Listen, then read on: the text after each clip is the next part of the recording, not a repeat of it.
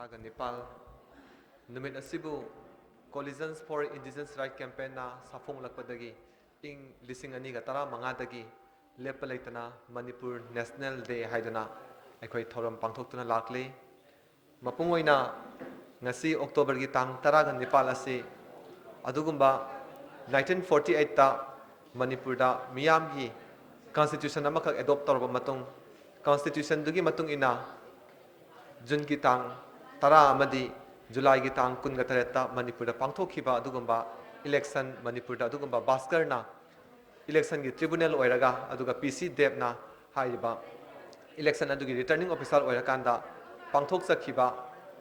masana masagi mihut khanjaraga lengak amakak leinanabagi damakta pangthokhiba election adura karaklaba miyoi sing mapungoina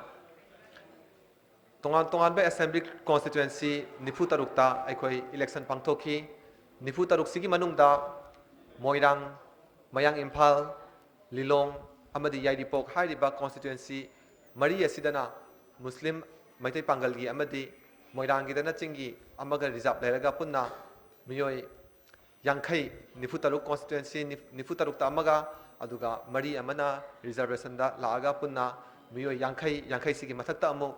aikoi education amadi commerce paina nabagi tamakta adugumba aikoi cabinet oina nabagi makoi di constituency wise natabida election amakak pangthoki maduga paraga aikoi mihutse punna yankhai nithoini aduga ningthauga yabaga loinana khanba aduga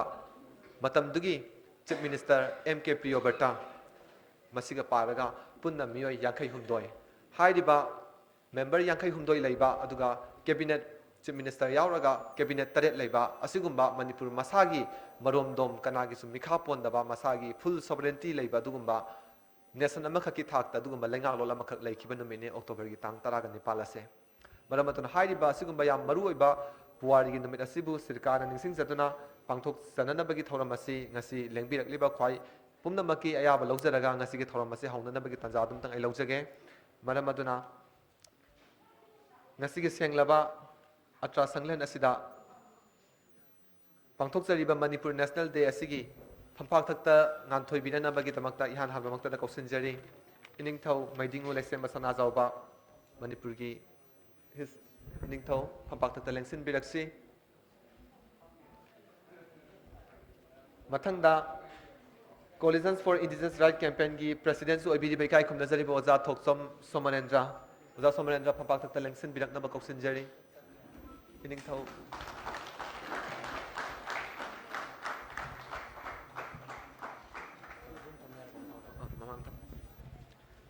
mathangda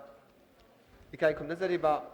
Manipur University gi professor oza W Navakumar ngasigi thoram asigi phampak thakta lengsin binana bagi dama oza busu kausin jari lengsin biraksi aduga loina na Ningthauja Lancha ikai khumna jariba oja aikoi sarkar gi advisor aduga North East Forum for Indigenous People gi president su obidi ikai khumna jariba oja Lancha busu phampak thakta nganthoi binna ba oja ba hagachari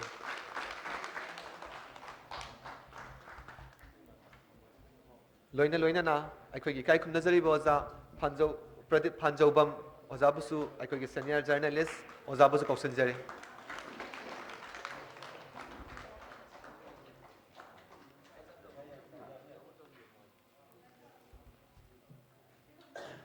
ngasigi thoramasi mapung phana aikoi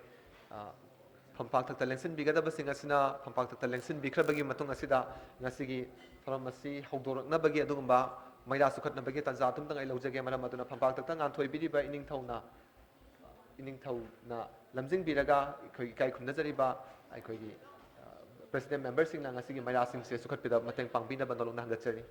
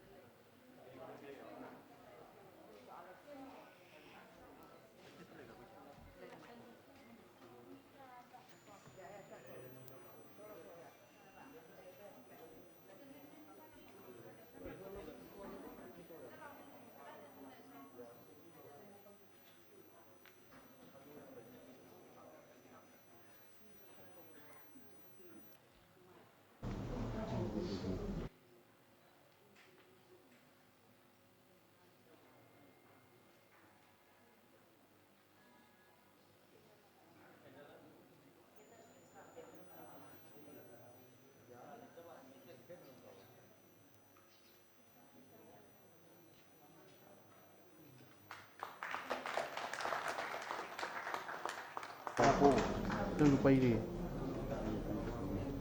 Sandali. Abay, ay.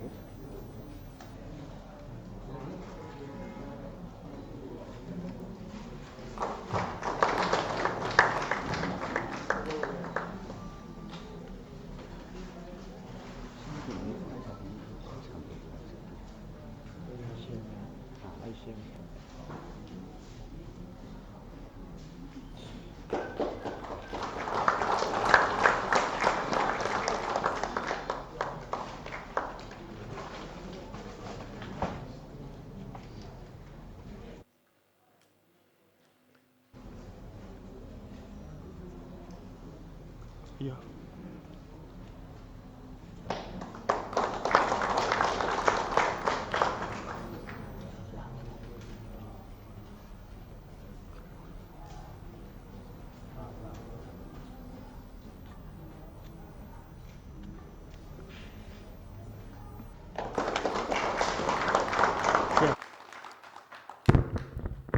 Thagachari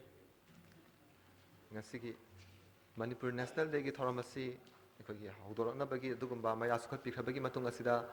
taram nopagi warol thambirana bagi damakta sarkar gi executive member oibi ba igi che sumate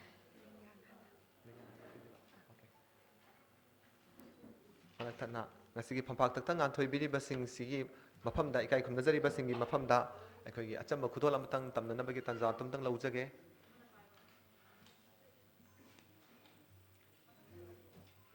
mapung oina circa 2015 dagi hek sapong lakpadagi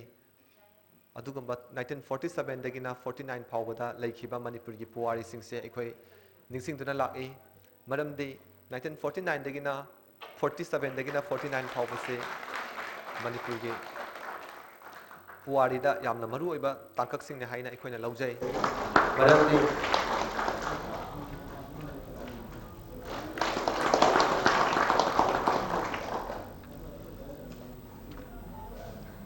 Yeah. Yeah. Salat.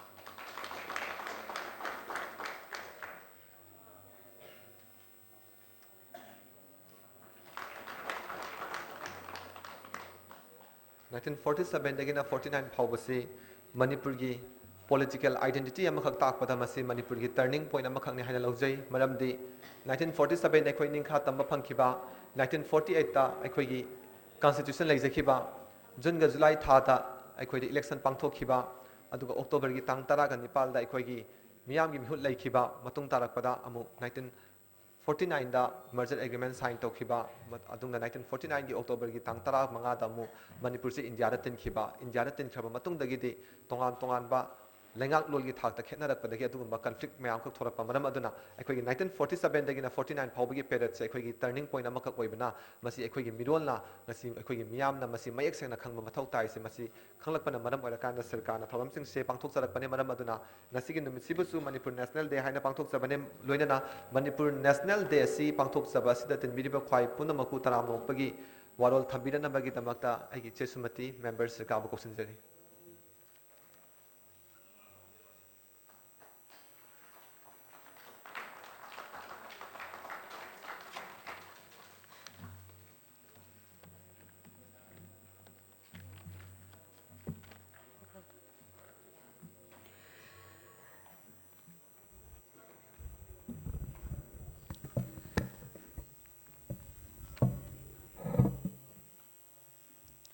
Ahanba maktada uta sanglena sibu kombiriba pakangba ipa ibungobu ngasigi thauram masibu soidangamdana pangthongnabagidamakta ikongnon khurumjari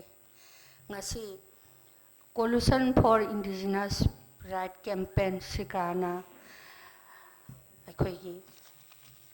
lengak sasol lejaba adugumlaba ngasigi numisimaktada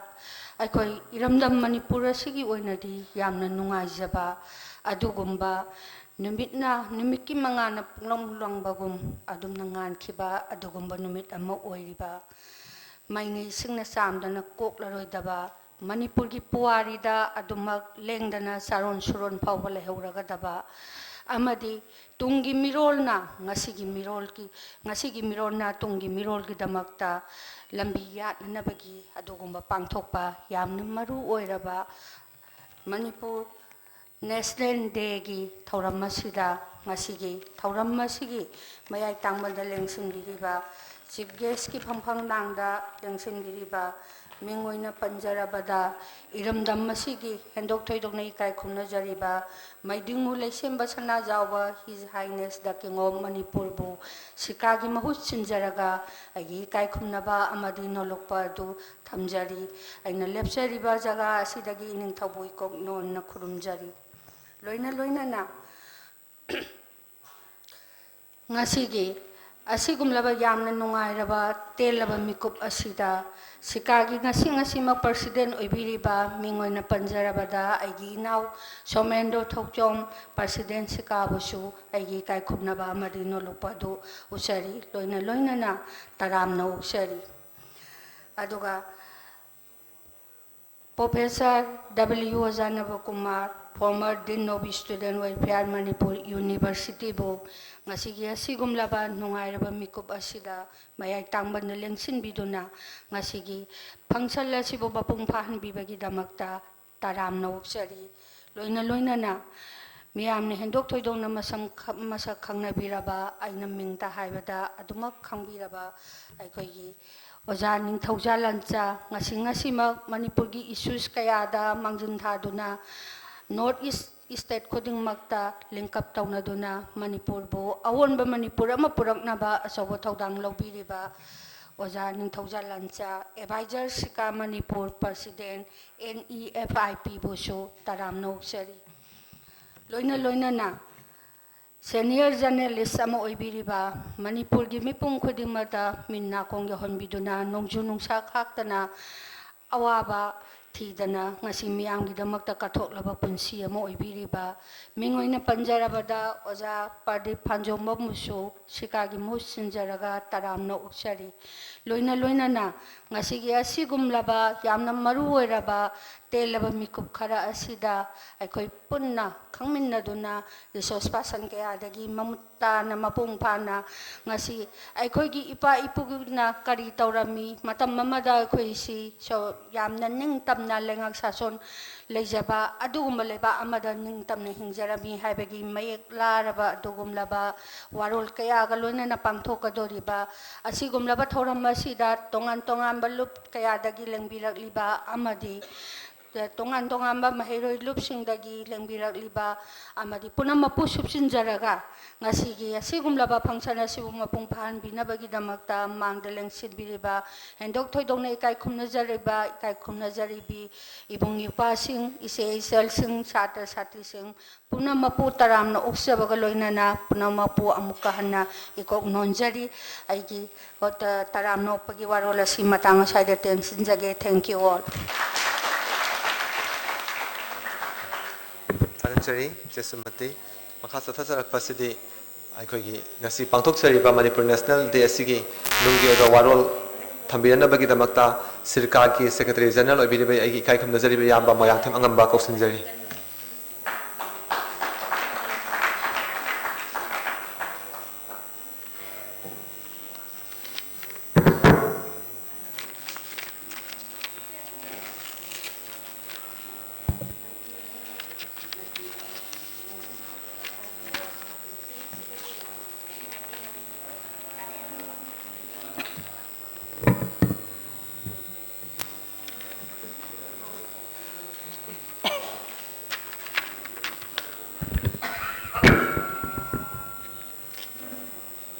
ngasi Coalition for Indigenous Rights Campaign Shirka Manipur na sinba Manipur masagi oiba election taurakanda masagi ahanba democratic form of government linkatkiba 1948 ki June July da election tawraba matungda hairiba numisimaktada matamdugi ningthongna ikoi ahanba state sigi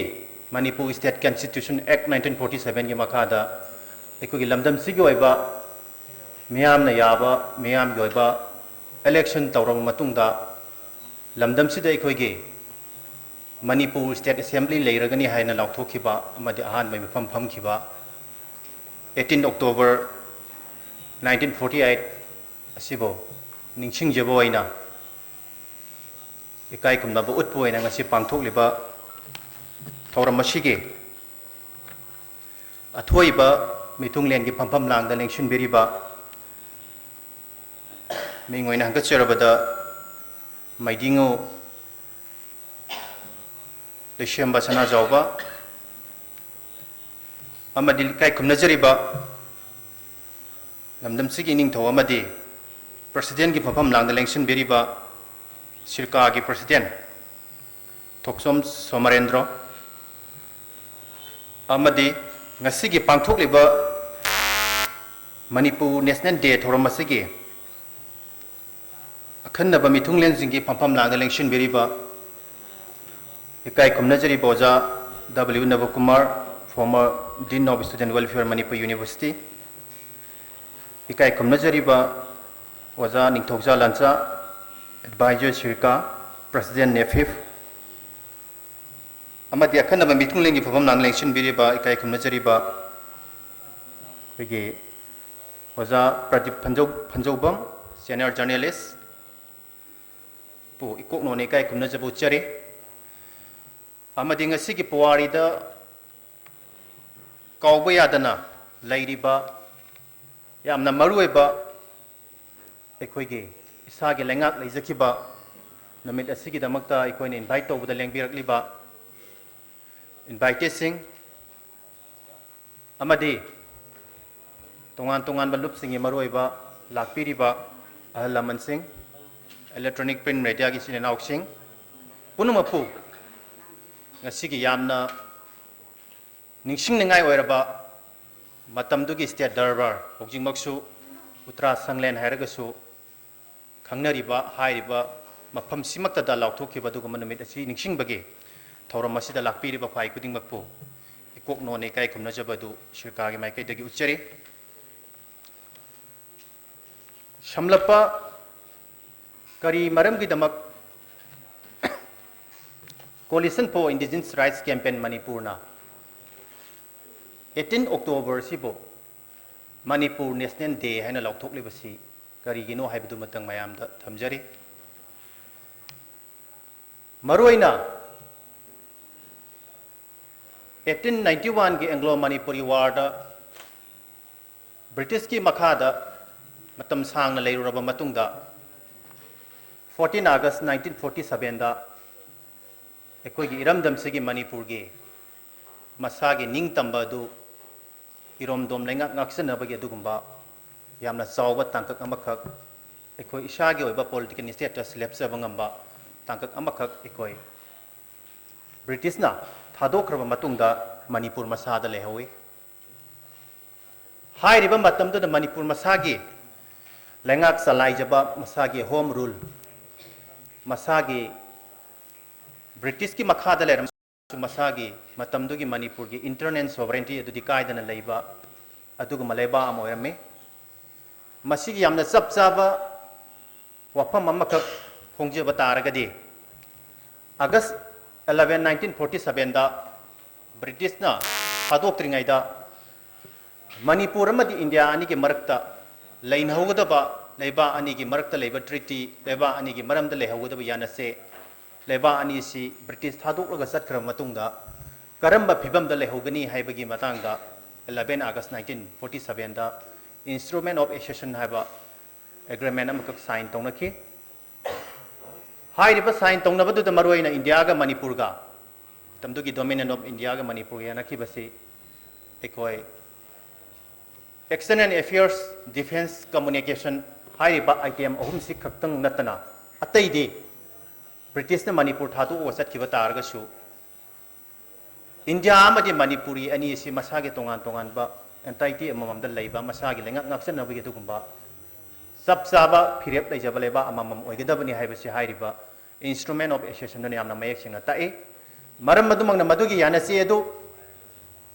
sign tawkiba targasu ngasi phawba ekoi 1949 ge October 15 da ekoi ge lenga asi Bharat की फिबानुंग दा तीन खरबा मतुंग दा एकोई की इरमदम की इसाना लेंगाक चरंबा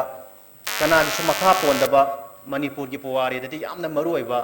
period अमा ओइखिबा 1947 दगिना 1949 भौगी यामना मयक सेमबा निंगतमगी लेंगा अमा लेजरंबा मधुमंग ननी मधुगी 1947 नंग 49 भौगी मनुंगदा साउथ ईस्ट एशिया की लेबाक सिंगदा ख्वाइदगी अहानबा मसागी इलेक्शन तौदुना democratic form of government लिंखतखिबा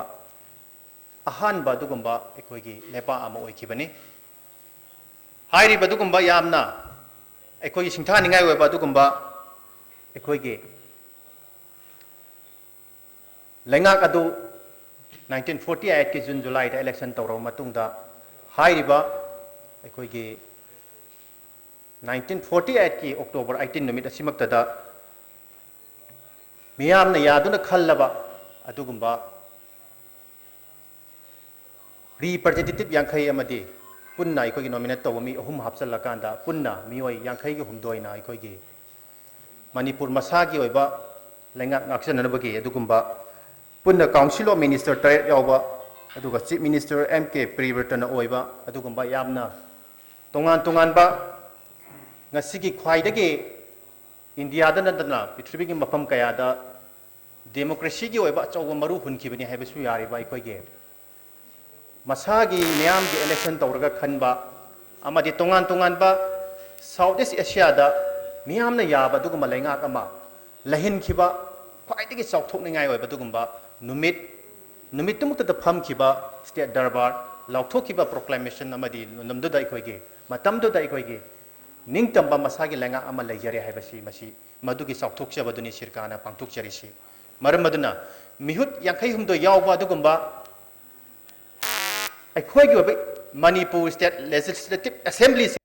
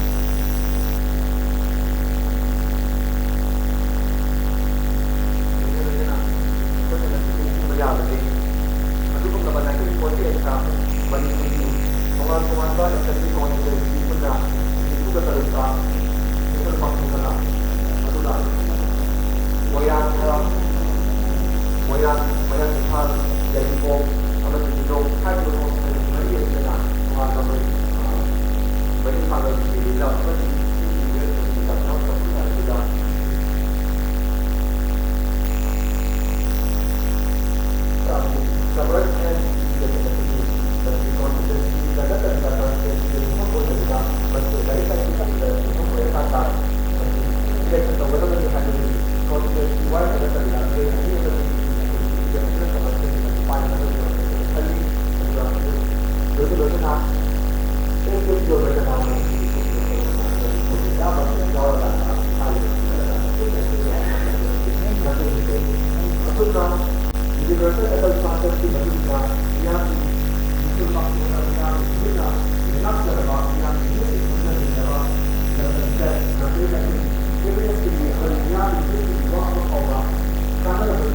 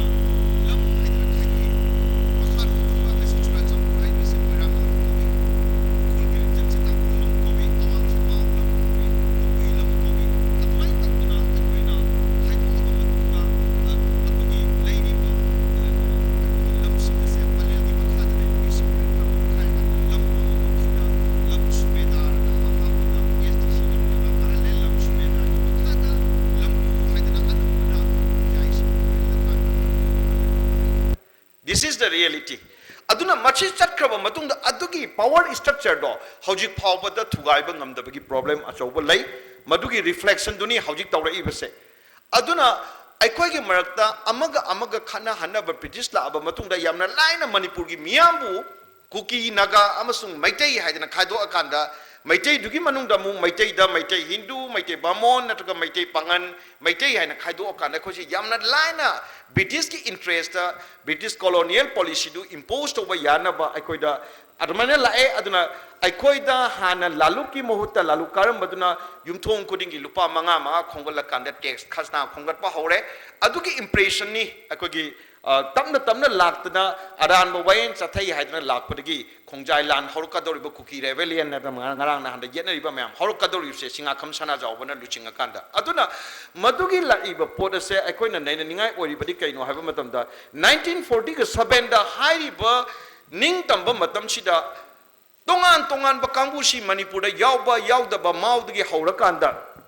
mauda sit ama vote ama tawgidriba se NNC ki Naga National Movement ki haurakanda aikoi di Naga oina yaurani haibagi movement haura ibane ada 1958 ta suisa se far kanda atoba movement am chakhidoine aduna madugi maraktu da aikoi gi miyam se machet thugai grabadina makharom da leiba kambu da ani thona kai matam da Kuki National Assembly haibama Kuki ga tagi oibama khongjai ga thadowagi oijaba Kuki National Assembly ama aruga amarom dana Chandel da paite amasung mar yauruga Khurmi Union haiba mathole Khurmi Union ki luching batu sing dugi manung da TC Tiangkham Teba Kilong aruga akogi moyon kano akogi monomon sang ari Thoma moi myam se tholak dana Khurmi region haidana paite mar yauba achauba akogi kahetare J Shakespeare gi wahidadi all Kuki hadamba kambu haibadi ngasi akoina Chandel da leidipa Tarau oresu Maring oresu natraga moyon oresu Monsang oresu Anal oresu Lamkang Aimol siguma mayam se khomjal lakana makoina Khurmi haidana kambu am thole hauji ga jisu leitabana te leiri haidiba Khurmi Union sine Kuki National Assembly ne makthakna Naga National Movement gi achoba influence lakpane adumaina leiringai tanja sida ngasi akoina uriba photo sida yauriba luchingba sing Major Bob Kathing aduga TC Tiangkham da speaker orakanda Teba Kilong khangala kada Khurmi Union dagi ani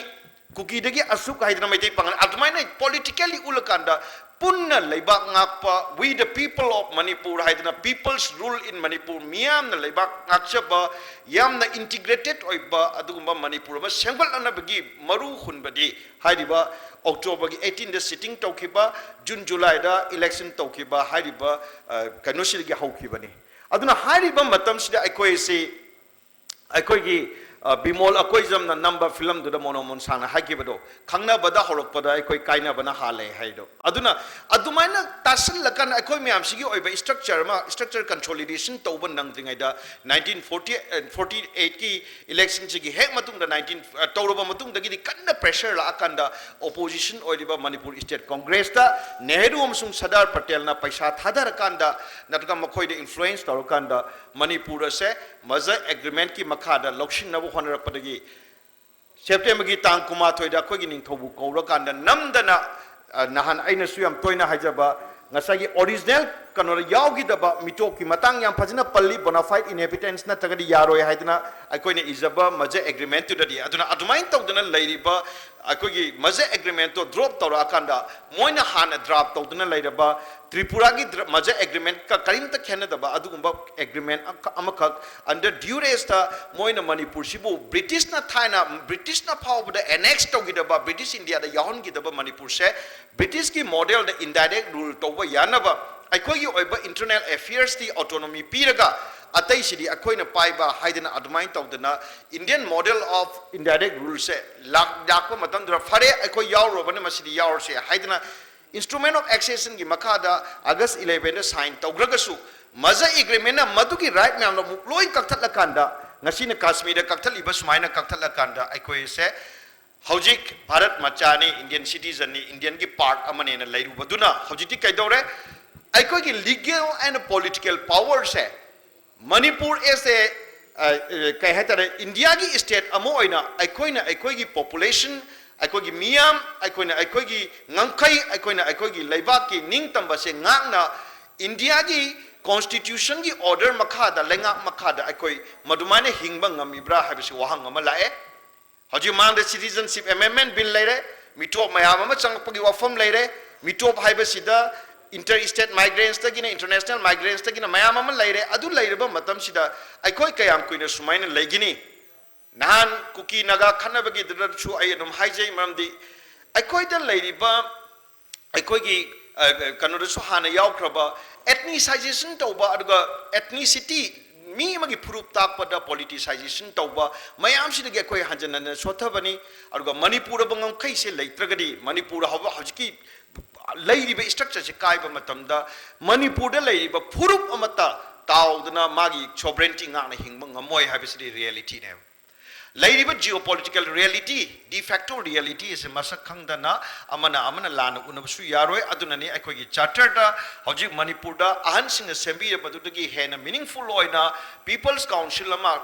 akoi gi leiriba chingi tamgi leiriba akoi myang gi oiba mihutna saba adugumba council ama upper house of the manipur legislative assembly oina natraga matam khargi oina people's council oina madu thamgadabani hari ise kaino haiba matamda akoi na khangi tarau gumba mi chama pan khare hena leiba tarau na mapun sida vote karaga minister oibagi chances madugi khudong chaba supang phangaroi aduna asumba chothena lamkang na kasu phangaroi dabanina madugi khudong chabdo pipam thoi democracy aibdi maru pipam thoi haidana akoi gi charter da yauri adumai tawduna akoi ga india amsung manipur gi relation se ikai khumnana manipur gi history amsung manipur gi culture se moine regard to biba akoi na su india bu regard to ba adumai na tawrakanda hojik manipur amsung india ani gi leina gadaba mari se ngasai gi akoi na hana leina kiba maza agreement ki mamang da leina kiba mari duda hanjan ba haiba warep tuni hojik lakadori base aduna hojik manipur da thoiba conflict manipur da thoiba mitop chanchilapgi wafam manipur da special akoi gi armed forces special powers act thamiba kudimak asigi horak phamde tasengna mak maza agreement na oibnina akoi na hojik government of india amsung manipur ani gi marakta tasengnamak table da wari sanarakanda aikoi gi issue singa se lotion gadabani madu lotion ribau makhai di aikoi da karigumba inter state ki oiba mitop amta sangal lakpa yaroi aikoi bu safeguard to gadabani protect to gadabani habisna solution oini na khalakanda atumaina laksabani aduna tasenama aroi bada thamjaningi basi ngasi aikoi na khanda gadabasi hojik suni aikoi tasenama aruba phiba mamani machet tabana nataga aigi political interest ethno nationalism macha sengat pana aikoi kanbang amoy aikoi yamna pikpa missing ni bangladesh ki missing si crore tara ga taruk ni russia na crore tara ga mari ni burma ki missing se crore tare ki population ni india aba achobalam se crore cham ga kunni masi ki marakta lakh kun ga nipan ki population na kayang kuina khang doino crore ngakta ni sena ki population kaya no leibak amana natraga amana haidara aga aikoi sida khunta slakpa matamda aikoi rom ichau donon loirane bangladesh tagi la e loini mainland india gi karor sang kundagi la e loini burma dagi la e loini aduna aikoi na laigado riba situation che yamna lui aduna tasenama aikoi gi oiba legal and political power ama khutta paihau tagadi yaroi haibadu khallakanda ngasi gi akogi October 18 matamduda ning tamba manipur amagi internal affairs fajna masana ngakchara kanda shared sovereignty kaina ngasi haidi base matamduda masana laikrabani adugi lairiba pot ado aikoina nathaira kanda aikogi power sum handara akanda ngasi di one country one language kaina haira kanda aikogi loan bawbada impose toksalaktada aikoi se culturally assimilate tongna bu honari ba mayam physically assimilate tawna khonar iba mayam akoi nata makoi gi oiba culture nat mayam phujil akanda nataga missing da su amaga charo morona rakanda akoi se matam chupagi mutkine ba changjal leiba khumthang mayam sidagi ngakthok se haiba taragadi akoi gi ojaba legal and political power aruga khwaidigi maru oina akoi gi ojaba economic identity ma samit lon gi oiba saktam mama madu akoi lehogdaba yaroi leitaba yaroi madugi damakta ni akoina mangda thadana akoina mangda thamaiba warep singa se madugi damakta thamjabani aduna tasenamak akoina mayamda thamjaninge badi siumbo warep ase yadagadi kharage hena kupthana nainamina kanda every section of the society desu every community desu akoi chatla kanda masi this is the reality account kamaina tawshige haidana ining thona lusing bida kanda haidi ba khongthang ase akoi changshin mira kanda lebak miyang gi oiba mass movement amakhakta akoi na tamna yamna democratically ekta mai thaba ekta tayar mai thaba natabida yamna mature oiba movement amada tamna changshin bagi tangai fadabdu lae adna miyang khudimangna masi nainabira kanda amka hana khandabira kanda akoi na October tang tara nipan Manipur gi miyam gi oiba lengak sim ki banumit singban numit sida miyam aikoina miyam haibasida ching tam loina mak yaur kanda community khurimak yaur kanda lamma mad nunga ma yungshil kanda ipai pu gi aigi lamne ne ta haibadu nataba lamma mad adugi nagale ne ta thabadu nataba apunba Manipur ama lairi iba reality geopolitical reality sida akoi loina mak lemin kanda aikoi Manipur gi lengdraba miyam ni aikoi se Manipur gi people ne da mipung kudi mota phahon bangam na khongjang ma sangi masi tarai ba khongjang natte loina ma ungkhatna dana yetna dana leira banina madu kamain tawduna yahan gata ge haiba thodang se arai ba thodang natte adar miyam kudi mukta basi khanbira kanda aikoi yamna mature oina yamna khanthara kanda yamna nainara kanda khongthang se changshin minasi adu oiba targadi ngasi Coalition for Indigenous Rights Campaign shirkana sangjal kadoriba pre-major political status amasung People's Council gi movement ase mai pakani adu natrabadi akoina naina hodraba natraga inter akogi community khudimaka section khudimaka interaction tawdana phajana khantha mina hodraba taragadi Manipur da lairiba issue mayam mongda another issue ama loira oina khallakanda ipik pikna logi basu yai aduna tasenama mayam da thamjaningi badi aikoi sangshin minaba matamda kharage hena consolidated oina khara tasan na khara organized oina system na sangjaningi masi haijabagi maramdi hanandagi bagation dagi 1762 dagi hawraganda hauji phawda lairiba aikoi asoi base we don't have administrative skill ngasi phawda leibak ngak pa haite koise leibak ngak pa skill leite thabak amata organized tawna sangshin mangamte thabak amata system na na khoi tawba haite office run tawba haite government ki lenga ki office su yengbiu any sangba matamda mong tanam ta taromoi western macha dona British macha dona Japanese macha dona Chinese dona khoi tawba haite aiko ngahang ha ki hairam bagi wani thabak oina tawthorak padadi kanglon naina system naina kayaklon naina Manipur gi secretariat or su Manipur gi department any department or su aikoi haitabani aduna luf or su club or su aikoi se nga ki tawsinaba sin nataba yamna democratic spirit ka loina na democratic structure and setup aduga magi ethics adu kaidana phajana miyam haiba akogi wahan thok ase phajana chamjil lokanda laikaida khunda miyam khudimakta wakalon ne sandoktana miyam gi oiba movement ama miyam gi oiba iho mo onthogadi movement se soidana mai pakani natrabadi haihogdrabadi another akogi puwari da khwadigi lanba khongthang oikiba su yai aduna tasenama mase araiba nattabanina aikoi na miyam na masi khanthaba ngamnaba miyam gi oiba iho ama aikoi lahanba ngamnaba miyam gi maphamda aikoi na awareness of sensitization tawagi tangai fadaba yamna lay aduna tasengamak tin biriba miyamda aina hajiningi badi ko amuka hana phajana consolidated oina organ mayam system mayam semikanda ngasi kaktang punba natabida ngasi kaktang naina banatabida yamna makata na khare hena academic oina naina bagi akoi khongjong mayam ma akoi changshin birakani habigi thajabadu thamjarakan tension jari punama ko thagatsari thagatsari kai kumnasari boza lancha aduga ekoi hujik yamna Manipur gi future amkhak determine tawna bai damakta mass movement amkhak mathau tai ta sengna matang saida ekoi na ngasai thamjaki ba Manipur gi pre merger political status haiba gi wafam ase ekoi India dagi ekoi tokhaina taba India dagi tongana lera kanda dugumba separatist gi oiba movement amanate masi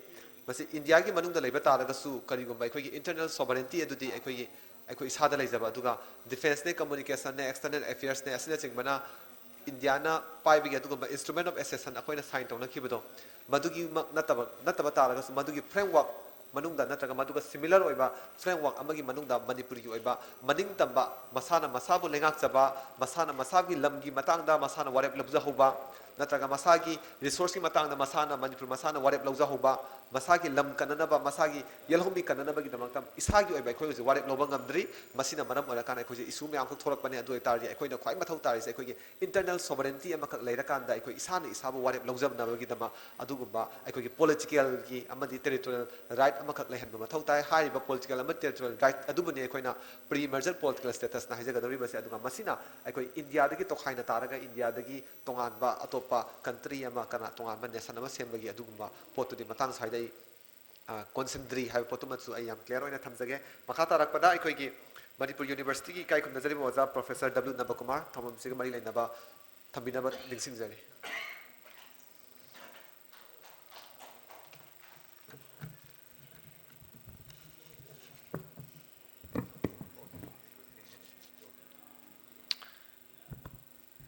Coalition for Indigenous Right Campaign samna sirkai na khangnaba organization sina sinbi langbi duna yamna ऐतिहासिक ओइबा मफम सिदा यामना ऐतिहासिक ओइबा थौरम अमा पांथोकपसिदा मयागी टांगबल the लेंशन बिरिबा थौरम सिगी अथोइबा मिथुंगलेन ओइबिरिबा इकाई खुमनजरिबा मणिपुर की इनिंगथौ मैदिंगो लैसेम्बा सना जावबा अनीसुबदा सिरकागी president ओइबिबदा नटना सिगुम्बा यामना मरु ओइरबा चिंगलेमलबा थौरम सिगिसु थौरमगी मपु ओइबिरिबा इकाई खुमनजरिबा थोकजोम समरेंद्र लोइना लोइनाना सिगुम्बा थौरम सिदा अखन्नबा मिथुंगलेन ओइना लेंसिन बिरिबा निंथौजा लंचा एडवाइजर सिरका दुगा प्रेसिडेंट नेफिफ अमदी मणिपुर की जर्नलिज्म की लमदा अचौब थौदांग लौबीदुना मियामगी सेवा तौबीरिबा सीनियर जर्नलिस्ट प्रदीप फानजौबम पुनमपु अहानबमक्तदा इना इकोकनोन इकाई खुमना बुचरी लोइना लोइनाना सिगुम्बा थौरम सिदा मांगदा लेंसिन बिरिबा चिलिनाव इसेनेम महिरोई सिंह अमसुंग पार्ट 1 फंगदुना लेंबिरतलिबा तोंगान तोंगानबा लुप सिंगी थौपुबा सिंह मीडिया की इसिनिनाव सिंह पुनमपु अहानबदा इना काई खुमना बोचरी अहानबमक्तदा सिगुम्बा थौरम सिदा आईगी ओइबा वाखल्लोन खिजिक्तंग फोंदोक्सनबगी खुदोंग चाबा अमा पिबिबगीदमक्ता सिल्ली लांग्लिबसिंगी मफमदा इसागी ओइबा तौबिमल खंगबा उच्चरी कोई मांगदसु थौरम सिगी मतांगदा यामना मयक सेंगबा इतिहास की ओइबा थौरम मयाम अमख सुगाइना ताकबिखरे आईगी ओइबा वाखल्लोना खिजिक्तंग मदुदगी फैदोक्सरगा करम हाइना तौरगा खोगी लेरिबा प्रॉब्लम मयाम से सॉल्व तब यागदगे हाबिगी पतांगुदा योइबा वाखलोन खितंग थमजगे अखंग हाई सिंगना हाइने ngarang haibasina खोगी एक्सपीरियंस ने अदुगा ngasi haibasina अखोगी एक्सपेरिमेंट ने खोइना ngasi तौरिबा थबक सिंगसे अखोगी एक्सपेरिमेंट ने हायेंग हाइबसिना खोगी विजन नि पंथुंग फमनी अदुना ngarangi experience to sijinnare haraga ngasigi experiment se pangtho eraga hayengi panthung phamdo yauba ngamnaba honagadabani haibasini akhangai sing tapiris aduna aikoina ngarangi experience haisi lahakanda koina akoigi haukiba puwari akoigi itihas tuni akoina ngarangi experience hairis mi amagi oiba isagi oiba wari oiba yai natraga purup amagi oiba wari oiba yai maduni akoina ngarangi experience haina haisi ngarangi experience tugi maru oibani ngasi akoina pangtho iba punsigi natraga khunai gi नत्रगा proof की तौरीब थबक खुदिमकसे experiment याना लौरकांदा इसम समना experiment तो तौगी महुता ngaranggi experience ta thengnakiba mayamdugi light madugi yumphamda aikoina ngasigi experiment se pangthoga aikoina hayeng kari pamigi haba vision amakak thamaga madugi goal do phangnana ba honasi hai aduna sigi matang sida aina thamjanengi se ngaranggi experience haibasida koina ngaranggi puwari haibadoni koina itihas haise itihas haise koi kumai to na madugi experience to koi kumai to na khanggadagi haise ado itihas se koina sum yengjaba matamda akhang hai singna sum takpi bada kari haige itihas haisi meeting ani khaktagi yengba yai itihas amasi meeting ani dagi yengba yai haina haijabagi maromdi अखोईगी दमक्ता Meena इबिरंबा इतिहास की meeting दा अखोईना अखोईगी इतिहास नहीं ना बाहेबा अखोईगी दमक्ता इजबा इतिहास दा अखोईगी तुंगलम सत अमा सेमजन अब होना बाहेबा ngasi bawda aina sum thengna jabada leiriba experience अखोईगी दमक्ता Meena इबिरंबा इतिहास to the experience ओइरे हरगा अखोइना ngasiगी experiment si pangthoga hayengi panthung yaunaba honabase madugi asoibadune ba ngasi akhoina thengnaris aduna ngasi di akhoi isagi oiba itihas ama ijanabagi matam du yaure ngasi di akhoina matam amada akhoigi colonial history haitare mikha polingegi minai nai thang oiringegi akhoigi maramda mina ibiramba itihas अखोईगी मरमद Meena इबिरंबा इतिहास तुगी युमफमदनेबा अखोइना अखोईगी मामा लैपाकी दमक्ता मथवाई कटख्रबा martyr सिंगदो अखोईदा criminal ओइना उहल्लगा फांसी तौगिबा मतमदा मदुगी अचुम्बो ओइना अखोइना उरिसे मदुगी वाहन थोक्तुगी deconstruction अमा मदुगी इतिहास की थौदोक मयामदो revisit तौदना अमगना येंगसलेरगा अखोईगी ओइबा अनौबा इतिहास अमखक सेमगतपगी मथौ ताबदुदि ngasiगी पुंजासिदा लेरिबा मथौ need of the hour हाइरगदि मदुगी पोटुनि अदुननि ngasi अखोई सिरकागुमना अखोईगी हौगिबा इतिहास से मेमोरियलाइज तौरिसे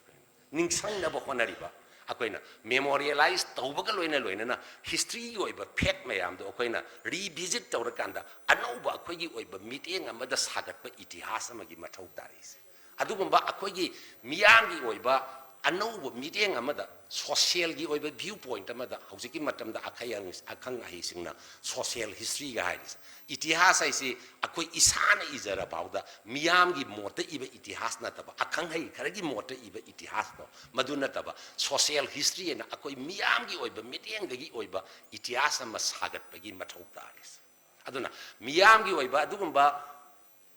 इतिहास अमखक सागतना कांदा मदुगी इतिहास की वखल लौसिंग मयामदो अखोईगी हौरइबा तुंगी युबिरियन ओइगदरिबा नारोल सिंगदा खंगा कांदा मदुदगी फंगबा एक्सपीरियंस ना अखोई ngasi करी तौरगा अखोइना हयेंगी पंथुंगसे यौनबो होनगदगे हाइबदुगी वखल लोने ngasi यामना मरु ओइस ngasai mangdaso अखोई अखंग है क्याना ताकपिरिबा अखोइना लानग्रिबा तौग्रिबा थबक मयाम अदि करम्बा मवोंगदा अखोइना स्ट्रैटेजिकली खोंजंगसे चंगसलगा अखोइगी पंथुंगसे यौगदगे हाइबगी पोसे अदुना सिगुंबा इतिहाससिदा अखोइना अखोइगी ओइबा इतिहास अमा सागतपगी मथौ ताइ सिदैसिदा एकेडमिक्स अदगिदि अखंगाई कयागी मथौ ताइ अखोइगी अनौबा इतिहास अदुदगिदि अमुक ngasi aina sum खंजबदा अखोइ स्कूलगी लैरिबा तंबीबगी मचाक मथुमसिदा अखोइ लोकलगी ओइबा रीजनलगी ओइबा हिस्ट्री खंबगी पोसे याम वाले तमद्रनिना अदुना अखोइना अखोइगी इतिहास से खंजबा ngamjadre खंगिबा इतिहास खरदुसु मामांगैदा colonialist na iramba इतिहास दा युमफम ओइरगा खंगे अखोइगी दमक्ता अखोइना इजबा इतिहास की युमफम ममा थोनबगी मथौ ताबदुगा नोइला नोइना अखोइना अखोइगी दमक्ता इजबा इतिहास तो मदु अखोइगी मियामना खंगमिनबगी मथौ अमखक तारि मसिगी गैप सिंग अखोइदा लैरिस एनालाइटिकल गेप अमा कोई द लेरिसे मसी की गेप सिंगी मसी की सागत पगी मथौ ताय हाइबा पोट सिंगी आइना थमजनिंग से अदुना अखोई की ओइबा इतिहास अमगी युमफम थोनसी अखोई की ओइबा इतिहास अमगी युमफम थोनबा हौरकनबगी खोंजंगनी अखोई नंगसी संगसलिस अदो संगसनदि हाइबा नते संगसलि मदुगी इतिहास द युमफम ओइरगा अखोई ngasi की एक्सपेरिमेंट से पांगथोक्सी हैना आई थमजनिंग आई लेंसन बिरिबा पुनमकी मामांग अखोइना ngasi की ओइबा हयेंगी विजन अखोई अपुनब मणिपुर अदुगा सेल थुमगी मिपान तांगदब मणिपुर राजनीति की ओइबा लमदा डेमोक्रेसी की वाहनथोक हिंगना लैबा पुनसिरोल अमा लैबा मणिपुर सिनी अखोई विजन हाइरगा सेल थुमगी ओइबा निंग तंबा लैजाबा इकोनॉमिक इंडिपेंडेंस लैजाबा नत्रगा इकोनॉमिकली यामना साउंड ओइबा मपुंग फाना चावखलबा लमदम अमा ओइबा इसे अखोई विजन अमा खंगने अदुदगिदि ngasi अखोई कैदौरे डेमोक्रेसी की सिस्टम द हिंगी अखोई थांगै मक्सेंगना डेमोक्रेसी की महाव की पुनसिरोल द अखोई फंगबरा ngasi अखोई हिंगबगी हक लैरबरा इंडियन कॉन्स्टिट्यूशन दा हक मयाम अमा यावरगसु लैरिबा हक सिंग द अखोई मपुंग फाना फंगजरबरा अदुदि फंगद्रे हैना अखोइना खल्लगदि कैदो बताय अखोई अदुगुंबा डेमोक्रेसी की मरेक महाव थोकबा पुनसिरोल अमा हाइसे अखोई तुंगी विजन अमा खंगी गोल अमा खंगी अदुगुंबा गोल अमा खक लैनबा अखोई होनबा हाइबसे ngasi की एक्सपेरिमेंट से तौबसिदा मरु ओइना युमफम ओइदोइनी अदुना मसी अखोइना एनालाइटिकली नैनबा मतमदा अखोइना हौजकी ngasi की एक्सपेरिमेंट से तौबदा अखोइना मयाम की मैनेजमेंट का यामना हाइनरिबा शॉर्ट आइना मसी की फॉर्मूला से अखोई सिजनबदा इदि काननेना खंजै करिनो हाइरगदि ngasi अखोइना एक्सपेरिमेंट से तौद्रिंगदा शॉर्ट हाइबदि फॉर्मूला ना हाइरिसे इहान हानबदा अखोइना थबक अमा पांगथोक्त्रिङै मतमदा अखोई की स्ट्रेंथ खंगबा दरकार है S stands for our strength. What is our strength? अखोई की पांगल से करिनो हाइबसे खंगबा मथौ ताय अनि सुबदा what are our weaknesses? अखोई की असोन बसे करिनो हाइबसे मचौ कोई खंगबा ताय अहुम सुबदा what are our opportunities? अखोइना फंगदब opportunity से करिनो हौजकी लैरिबा फिबम सिदा and the last point what are the threats to us? अखोई द लैरिबा अकीबा थ्रेट से करिनो इसे कोई खंगबा दरकार लै ngasi di अखोई की ख्वाइदगी चावबा स्ट्रेंथ से अखोइना सु ngasai मथक्ता पनबदा ngangnakriba अखोई अपुनबा हाइबसिना अखोई की स्ट्रेंथ ओइगदबने अपुनबा हाइबसिदा अखोई की स्ट्रेंथ से मसी अखोई आइडेंटिफाई तौरगा कुमाई तौदना पुनगदगे हाइबसिनी अखोई ngasi यामना मरु ओइना खन्नबगी मथौ तारिस पुनबा हाइसिदा कम्युनिटी मयाम लैबा मणिपुर सिदा अखोई कंपोजिट हिस्ट्री अमा अखोई मयाम पुनमंगना यानगदबा अखोई असेंगबा फैक्ट युमफम ओइबा अदुगा मियाम पुनमंगनसु लान वहन थोक अलोइदवा अपुनबा कंपोजिट हिस्ट्री अमा अखोई कुमाई सागते सिसु अखोई की स्ट्रेंथ यूनिटी अपुनबा से पुरकनबगी दमकता मरु ओइबा खोंथांग अनि सुबदा अखोई की लैरिबा कम्युनिटी सिंगसिगी मनुंगदा लैरिबा इंट्रा फाइट हाइतने मैतई की मनुंगदसु अमगा यानद्रिबा कांगलुप अमना शेड्यूल ट्राइब चनबा पामियदना हाय कांगलुप अमना कोई शेड्यूल ट्राइब ओइनिंग देन हाय कांगबु अमना अखोई आईएलपी चलदी अखोई की आइडेंटिटी से ngaकबा ngमनेना खली कांगबु अमना आईएलपी दु यानिंग दे सिगुंबा लैरिबा खेनबा इंटरनल डायनामिक्स द लैरिबा अखोई कॉन्फ्लिक्ट मयाम से मसी कुमाई तौदना पुंजन गदगे हाइबगी विजडम अमक कलेक्टिव विजडम अमक दरकार लै मदु लैरकांदा अखोइना अखोई की स्ट्रेंथ से सागतपा ngमनी अदु नत्रगदि अखोई की स्ट्रेंथ से अखोई मपुंग फाना सागतपा ngमनी अदो अखोई की वीकनेस कैनो हाइरगदि नसा अखोइना वीकनेस है अखोई पुंजन ngमदे we are always divided होय व्यू पॉइंट खेनबा हाइबदुदि लैबा याय अदो व्यू पॉइंट खनरसु कोरोइबे इशू खरद यानबम लोइबा कॉमनलिटी खरदि अखोई लैबम थोइदना मदुगी कॉमनलिटी दो आइडेंटिफाई तरुगा कोई पुंजन सी अखोई की वीकनेस है आइबुसुम खंजबा आइने खंजबा सब्जेक्ट टू करेक्शन हाइजबा तारगदि अखोई पुंजन बंगमदबसिना अखोई की वीकनेस देबा अखोई की स्ट्रेंथ फंगद्रि से अखोई वीकनेस अमा लैरि मचिगी वीकनेस है अखोई आइडेंटिफाई तौसे अदुना खन्नबा नैनबा हाइबसिदा हौजिकी मतमदा हेक्ता अचौबा मीटिंग अमा तौरगा मीडिया यावरगा हेक्ता मयामदा संदोगा लौबा वारेप नत in camera manung da akoi akhang ai sing yauna activist mayam yauna manipur gi damakta kathok ningba mi kaya khara yauraga akhanna mayam du yauraga purna khanara kanda madudagi tholakpa wakallon do wisdom madugi mayam do amuk semdo erga miyam gi ayaba lawre herga mapan ko ba kari haini akoi expert ya hon bayai manung gi oi ba ya hon bayai punamak ngasai akoi Pradeep na ka haiban haiban Nagaland gi pot to matam da mayam gi expert ba ko gi mo lori haiban mayam si loina lora kanda akoi camera da madu gi approach paper da ma hana semdo kanda madu da si gi di yana ba yade nai do khalla kanda miyam mang da putho ga lora kanda akoi gi apun ba gi wakhalon ama ka sagat ba gi mathau da aduna sigum ba gi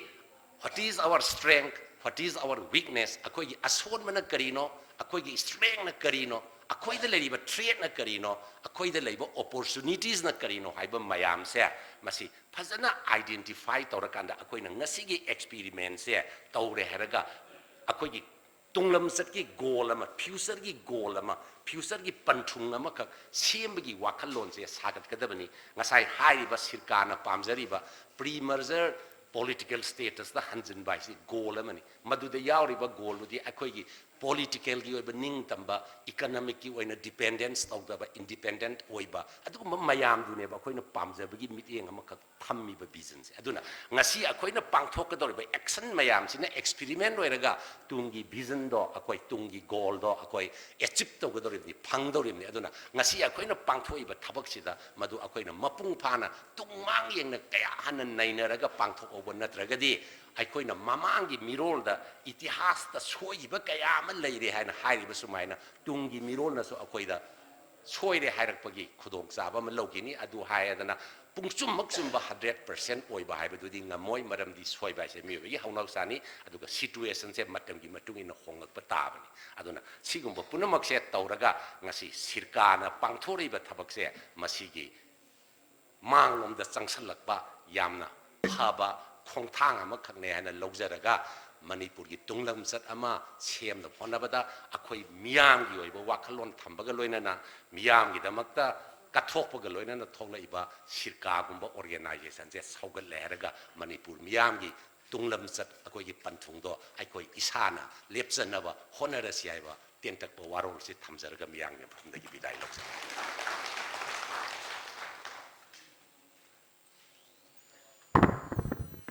Chari, loina ngasigi thono masigi athoiba mithungnen oibiriba ning thomai ding male sem basana jawba na ngasigi thorom siga mai lena ba wafam thambina na bagi tanja do lobina na bandolong na haijere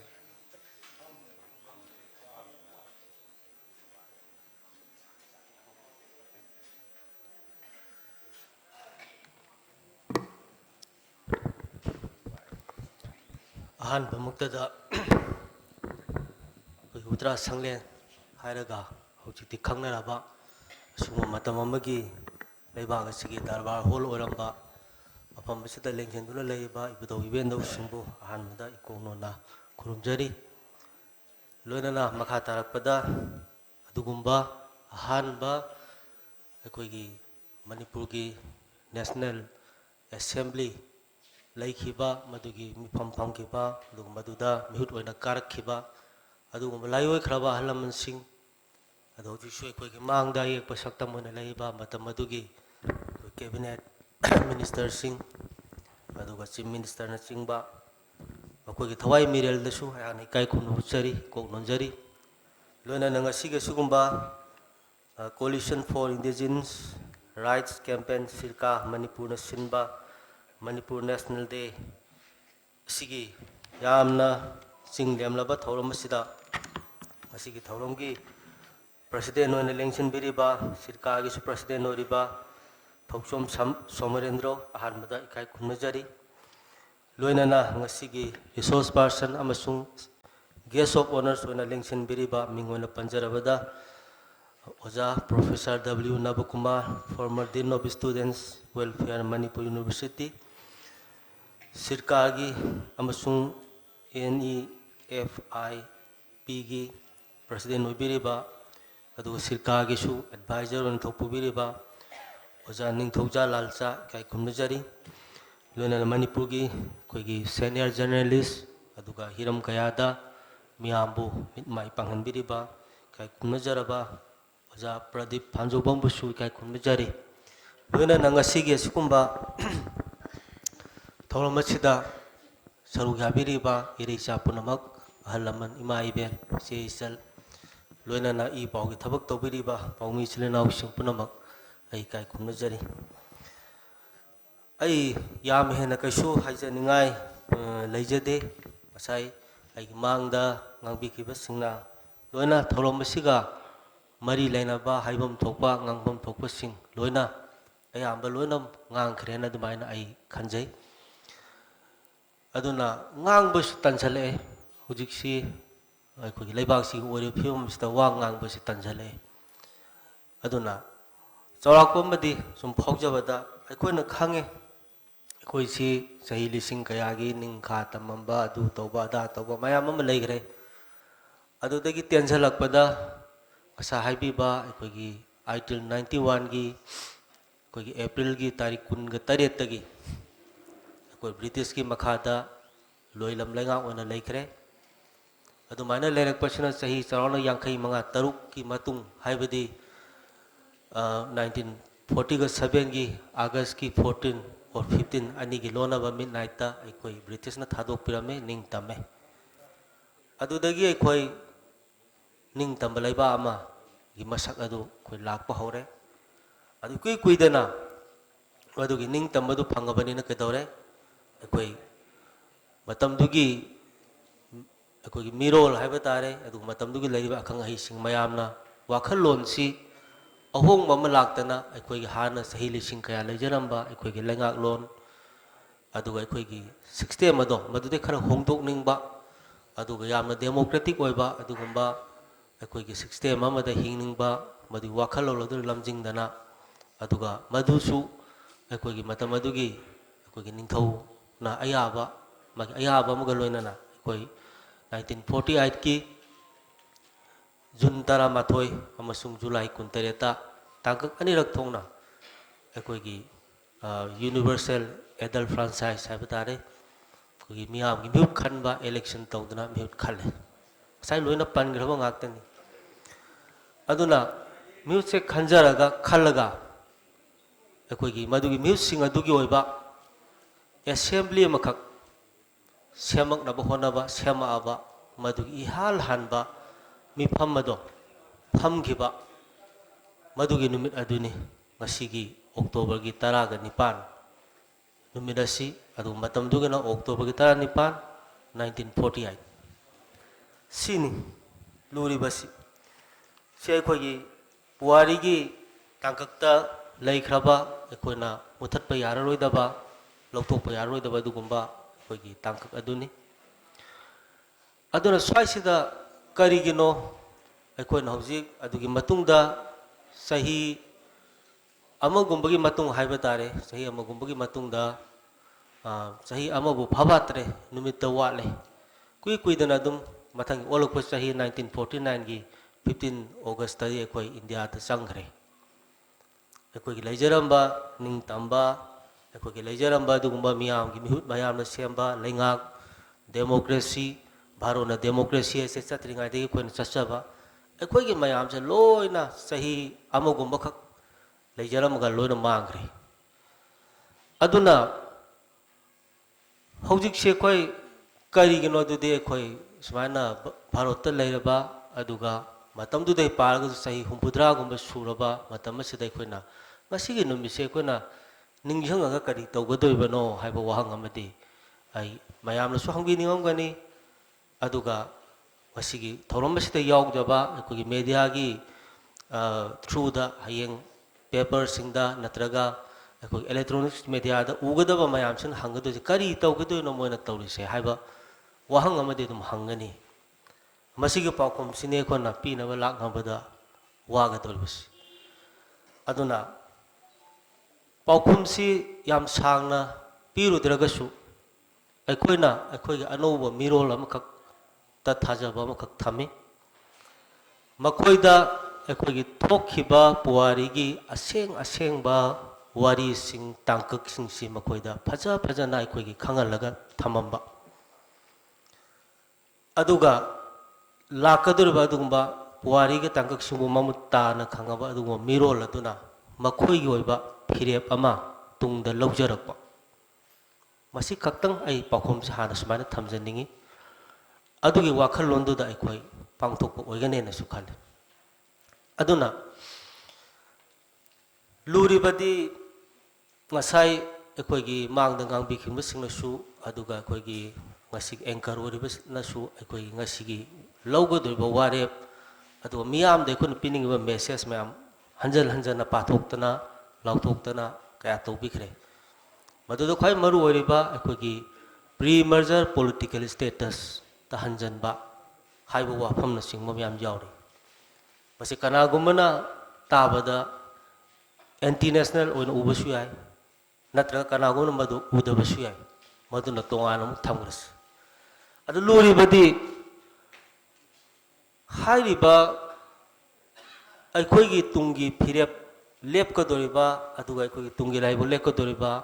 ꯑꯁꯤꯒꯨꯝꯕ ꯂꯨꯔꯕ ꯑꯗꯨꯒ ꯑꯁꯤꯒꯨꯝꯕ ꯑꯩꯈꯣꯏꯒꯤ ꯌꯥꯝꯅ ꯀꯔꯤ ꯍꯥꯏꯕ ꯇꯥꯔꯦ ꯃꯃꯜ ꯌꯥꯝꯂꯕ ꯑꯩꯈꯣꯏ ꯋꯥꯔꯦꯞꯁꯤꯡꯁꯦ ꯑꯩꯈꯣꯏ ꯀꯃꯥꯏꯅ ꯄꯥꯡꯊꯣꯛꯀꯗꯧꯔꯤꯅꯣ ꯍꯥꯏꯕꯁꯤꯅꯤ ꯃꯔꯝꯗꯤ ꯑꯩꯅ ꯉꯁꯥꯏ ꯃꯃꯥꯡꯗ ꯋꯥ ꯉꯥꯡꯕ ꯐꯥꯎꯕ ꯇꯟꯖꯜꯂꯛꯑꯦꯅ ꯍꯥꯏꯖꯔꯤꯁꯤ ꯀꯩꯅꯣꯗ ꯑꯩꯈꯣই ꯍꯥꯏꯔꯤꯕ ꯃꯌꯥꯝꯁꯦ ꯑꯩꯈꯣই ꯑꯄꯨꯟꯕ ꯍꯥꯏꯕꯁꯦ ꯂꯩꯇ꯭ꯔꯕꯗꯤ ꯁꯨꯡꯌꯥ ꯌꯥꯔꯣꯏ ꯑꯄꯨꯟꯕ ꯍꯥꯏꯕꯁꯦ ꯂꯩꯇ꯭ꯔꯕꯗꯤ ꯁꯨꯡꯌꯥ ꯌꯥꯔꯣꯏ ꯑꯩꯈꯣꯏ ꯍꯧꯖꯤꯛ ꯀꯥꯡꯕꯨ ꯑꯃꯅ ꯄ꯭ꯔꯤ ꯃꯔꯖꯔ ꯄꯣꯂꯤꯇꯤꯀꯦꯜ ꯁ꯭ꯇꯦꯇꯁꯁꯦ ꯆꯨꯝꯃꯤ ꯃꯁꯤꯗ ꯑꯩꯈꯣꯏ ꯏꯜꯂꯗꯕꯅꯤ ꯍꯥꯏꯗꯅ ꯑꯩꯈꯣꯏ ꯀꯥꯡꯕꯨ ꯑꯃꯅ ꯃꯁꯤꯗ ꯁꯤꯕ ꯅꯥꯕ ꯈꯪꯗꯦ ꯑꯩꯈꯣꯏ ꯍꯣꯠꯅꯒꯅꯤ ꯍꯌꯦꯡ ꯅꯣꯡꯉꯥꯜꯂꯒ ꯑꯇꯣꯞꯄ ꯀꯥꯡꯕꯨ ꯑꯃꯅ ꯃꯗꯨ ꯑꯩꯈꯣꯏꯅ ꯁꯨꯡꯉꯝ ꯌꯥꯕ ꯁꯨꯡꯉꯝ ꯉꯝꯃꯣꯏ ꯃꯗꯨ ꯇꯧꯕ ꯌꯥꯔꯣꯏ ꯍꯥꯏꯕ ꯀꯥꯡꯕꯨ ꯑꯃ ꯍꯦꯛꯇ ꯊꯣꯛꯂꯛꯀꯅꯤ ꯁꯨꯃꯥꯏꯅ ꯄꯤꯛꯈ꯭ꯔꯕ ꯉꯁꯥꯏ ꯍꯥꯏꯕꯤꯕꯗꯨꯅ ꯃꯤ ꯂꯥꯛ 30 ꯐꯥꯎꯕ ꯁꯨꯅ ꯇꯥꯗꯕ ꯁ꯭ꯀ꯭ꯋꯥꯔ ꯀꯤꯂꯣꯃꯤꯇꯔ ꯃꯔꯥꯡ ꯃꯌꯨꯡ ꯅꯣꯡꯃꯗ 3-4ꯔꯛ ꯑꯗꯨꯝ ꯂꯝꯕꯤꯒ ꯐꯔꯒꯗꯤ ꯀꯣꯏꯆꯠ ꯆꯠꯄ ꯌꯥꯕ ꯂꯝꯁꯤꯗ ꯂꯩꯔꯤꯕ ꯀꯝꯃꯨꯅꯤꯇꯤꯗꯕꯨ ꯈꯔ ꯌꯥꯝꯖꯩ ꯍꯥꯏꯕꯒꯤ ꯋꯥꯅꯤ ꯃꯤꯁꯤꯡꯁꯨ ꯌꯥꯝꯗꯕ ꯂꯝꯁꯤꯗ ꯂꯩꯔꯤꯕ ꯑꯩꯈꯣꯏ ꯈꯔꯁꯦ ꯄꯥꯎ ꯑꯝꯇ ꯐꯥꯎꯅꯗ꯭ꯔꯦ ꯍꯧꯖꯤꯛ ꯄꯥꯎ ꯑꯝꯇ ꯐꯥꯎꯅꯗ꯭ꯔꯦ ꯑꯄꯨꯟꯕꯒꯤ ꯋꯥꯈꯜꯂꯣꯟ ꯅꯠꯇ꯭ꯔꯒ ꯑꯄꯨꯟꯕꯒꯤ ꯄꯥꯡꯒꯜ ꯁꯥꯒꯠꯀꯗꯕ ꯑꯗꯣꯝꯗ ꯆꯪꯁꯤꯟꯗ꯭ꯔꯦ ꯃꯁꯥ ꯃꯁꯥꯒꯤ ꯑꯣꯏꯕ ꯏꯟꯗꯤꯕꯤꯖꯨꯋꯦꯜ ꯑꯣꯏꯕ ꯑꯗꯨꯝꯕ ꯏꯟꯇꯔꯦꯁꯇ ꯂꯣꯏꯅ ꯆꯠꯅꯈ꯭ꯔꯦ ꯐꯖꯕꯗꯧꯅ ꯂꯩꯕꯥꯛꯀꯤ ꯅꯠꯇ꯭ꯔꯒ ꯑꯩꯈꯣꯏ ꯃꯌꯥꯝꯒꯤꯒ ꯍꯥꯏꯕ ꯋꯥꯍꯩꯁꯦ ꯌꯥꯝ ꯇꯨꯡꯑꯣꯏꯅꯈ꯭ꯔꯦ ꯍꯧꯖꯤꯛꯁꯦ ꯑꯩꯒꯤ ꯍꯥꯏꯕꯁꯤꯅ ꯃꯥꯡ ꯂꯣꯏ ꯊꯥꯈ꯭ꯔꯦ ꯑꯩꯒꯤ ꯖꯥꯇꯤ ꯑꯩꯒꯤ ꯐꯨꯔꯨꯞ ꯑꯩꯒꯤ ꯂꯝ ꯑꯩꯒꯤ ꯀꯜꯆꯔ ꯑꯗꯨꯒ ꯑꯩꯒꯤ ꯈꯨꯜ ꯀꯥꯏꯅ ꯁꯣꯝꯗ ꯂꯣꯏꯅ ꯆꯠꯈ꯭ꯔꯦꯕ ꯁꯤꯒꯤ ꯐꯤꯕꯝꯁꯤꯗ ꯀꯔꯤꯅꯣ ꯑꯩꯈꯣꯏꯅ ꯇꯧꯒꯗꯕꯁꯦ ꯍꯥꯏꯕꯁꯦ ꯏꯍꯥꯟ ꯍꯥꯟꯕꯗ ꯑꯩꯅ ꯈꯟꯖꯕꯗ ꯋꯥꯔꯦꯞ ꯃꯌꯥꯝ ꯑꯃ ꯑꯩꯈꯣꯏꯅ ꯂꯧꯕꯒꯤ ꯃꯍꯨꯠꯇ ꯑꯩꯈꯣꯏ ꯃꯌꯥꯝ ꯄꯨꯟꯗ꯭ꯔꯤꯁꯦ ꯃꯁꯤ ꯀꯔꯝꯍꯥꯏꯅ ꯇꯧꯅ ꯄꯨꯟꯒꯗꯒꯦ ꯍꯥꯏꯕꯁꯦ ꯃꯁꯤ ꯍꯥꯟꯅ ꯑꯃꯨꯛꯇꯪ ꯑꯩꯈꯣꯏ ꯄꯨꯊꯣꯛꯄ ꯑꯃ ꯆꯪꯉꯦ ꯌꯦꯡꯕꯤꯌꯨ ꯍꯧꯖꯤꯛꯁꯤ ꯆꯤꯡꯗ ꯐꯪꯉꯦ ꯁꯦꯡꯅ ꯑꯗꯨꯝ ꯍꯥꯏꯅꯕ ꯌꯥꯔꯦ ꯃꯁꯤꯗ ꯑꯗꯨ ꯑꯗꯥ ꯑꯩꯈꯣꯏ ꯌꯥꯝꯅ ꯂꯧꯊꯣꯛ ꯂꯧꯈꯨꯞ ꯇꯧꯗꯅ ꯂꯩꯁꯤ ꯂꯩꯊꯣꯜ ꯍꯥꯞꯅꯗꯅ ꯉꯥꯡꯅꯕꯒꯤ ꯃꯇꯝ ꯅꯠꯇꯦ ꯑꯩꯈꯣꯏ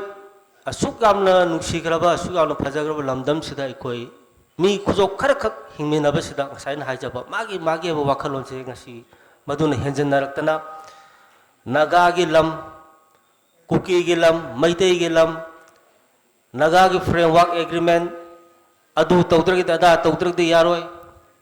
ꯐꯤꯔꯥꯟ ꯄꯤꯗ꯭ꯔꯗꯤ ꯌꯥꯔꯣꯏ ꯑꯩꯈꯣꯏꯒꯤ ꯁꯪꯕꯤꯙꯥꯟ ꯇꯣꯉꯥꯟꯗ꯭ꯔꯗꯤ ꯌꯥꯔꯣꯏ ꯁꯣꯝꯗ ꯀꯨꯀꯤꯁꯤꯡꯅ ꯑꯩꯈꯣꯏꯒꯤ ꯏꯄꯥ ꯏꯄꯨꯒꯤ ꯑꯦꯟꯁꯦꯁꯇ꯭ꯔꯦꯜ ꯂꯝ ꯃꯩꯇꯩꯁꯤꯡꯅ ꯁꯣꯝꯗ ꯄꯤꯛꯈ꯭ꯔꯕ ꯚꯦꯂꯤꯒꯤ 3.8ꯇ ꯇꯥꯖꯔꯤꯕ ꯃꯩꯇꯩꯁꯤꯡꯁꯤꯅ ꯑꯄꯨꯟꯕ ꯃꯅꯤꯄꯨꯔꯒꯤ ꯋꯥꯈꯜꯂꯣꯟ ꯑꯗꯒꯤ ꯑꯇꯩ ꯑꯇꯩ ꯂꯩꯔꯤꯕ ꯀꯝꯃꯨꯅꯤꯇꯤꯁꯤꯡꯁꯨ ꯃꯥꯒꯤ ꯇꯣꯉꯥꯟ ꯇꯣꯉꯥꯟꯕ ꯗ꯭ꯔꯤꯝ ꯃꯌꯥꯝ ꯑꯃ ꯁꯤꯅ ꯀꯗꯥꯏꯗ ꯑꯩꯈꯣꯏꯅ ꯋꯥꯔꯦꯞ ꯐꯖꯕ ꯃꯌꯥꯝ ꯂꯧꯔꯒꯁꯨ ꯃꯦꯃꯣꯔꯦꯟꯗꯝ ꯃꯌꯥꯝ ꯑꯃ ꯚꯥꯔꯠ ꯁꯔꯀꯥꯔꯗ ꯈꯪꯗꯦ UNOꯗ ꯈꯪꯗꯦ ꯀꯗꯥꯏꯗ ꯈꯪꯗꯦ ꯊꯥꯔꯒꯁꯨ ꯀꯅꯥꯅ ꯇꯥꯒꯗꯣꯏꯅꯣ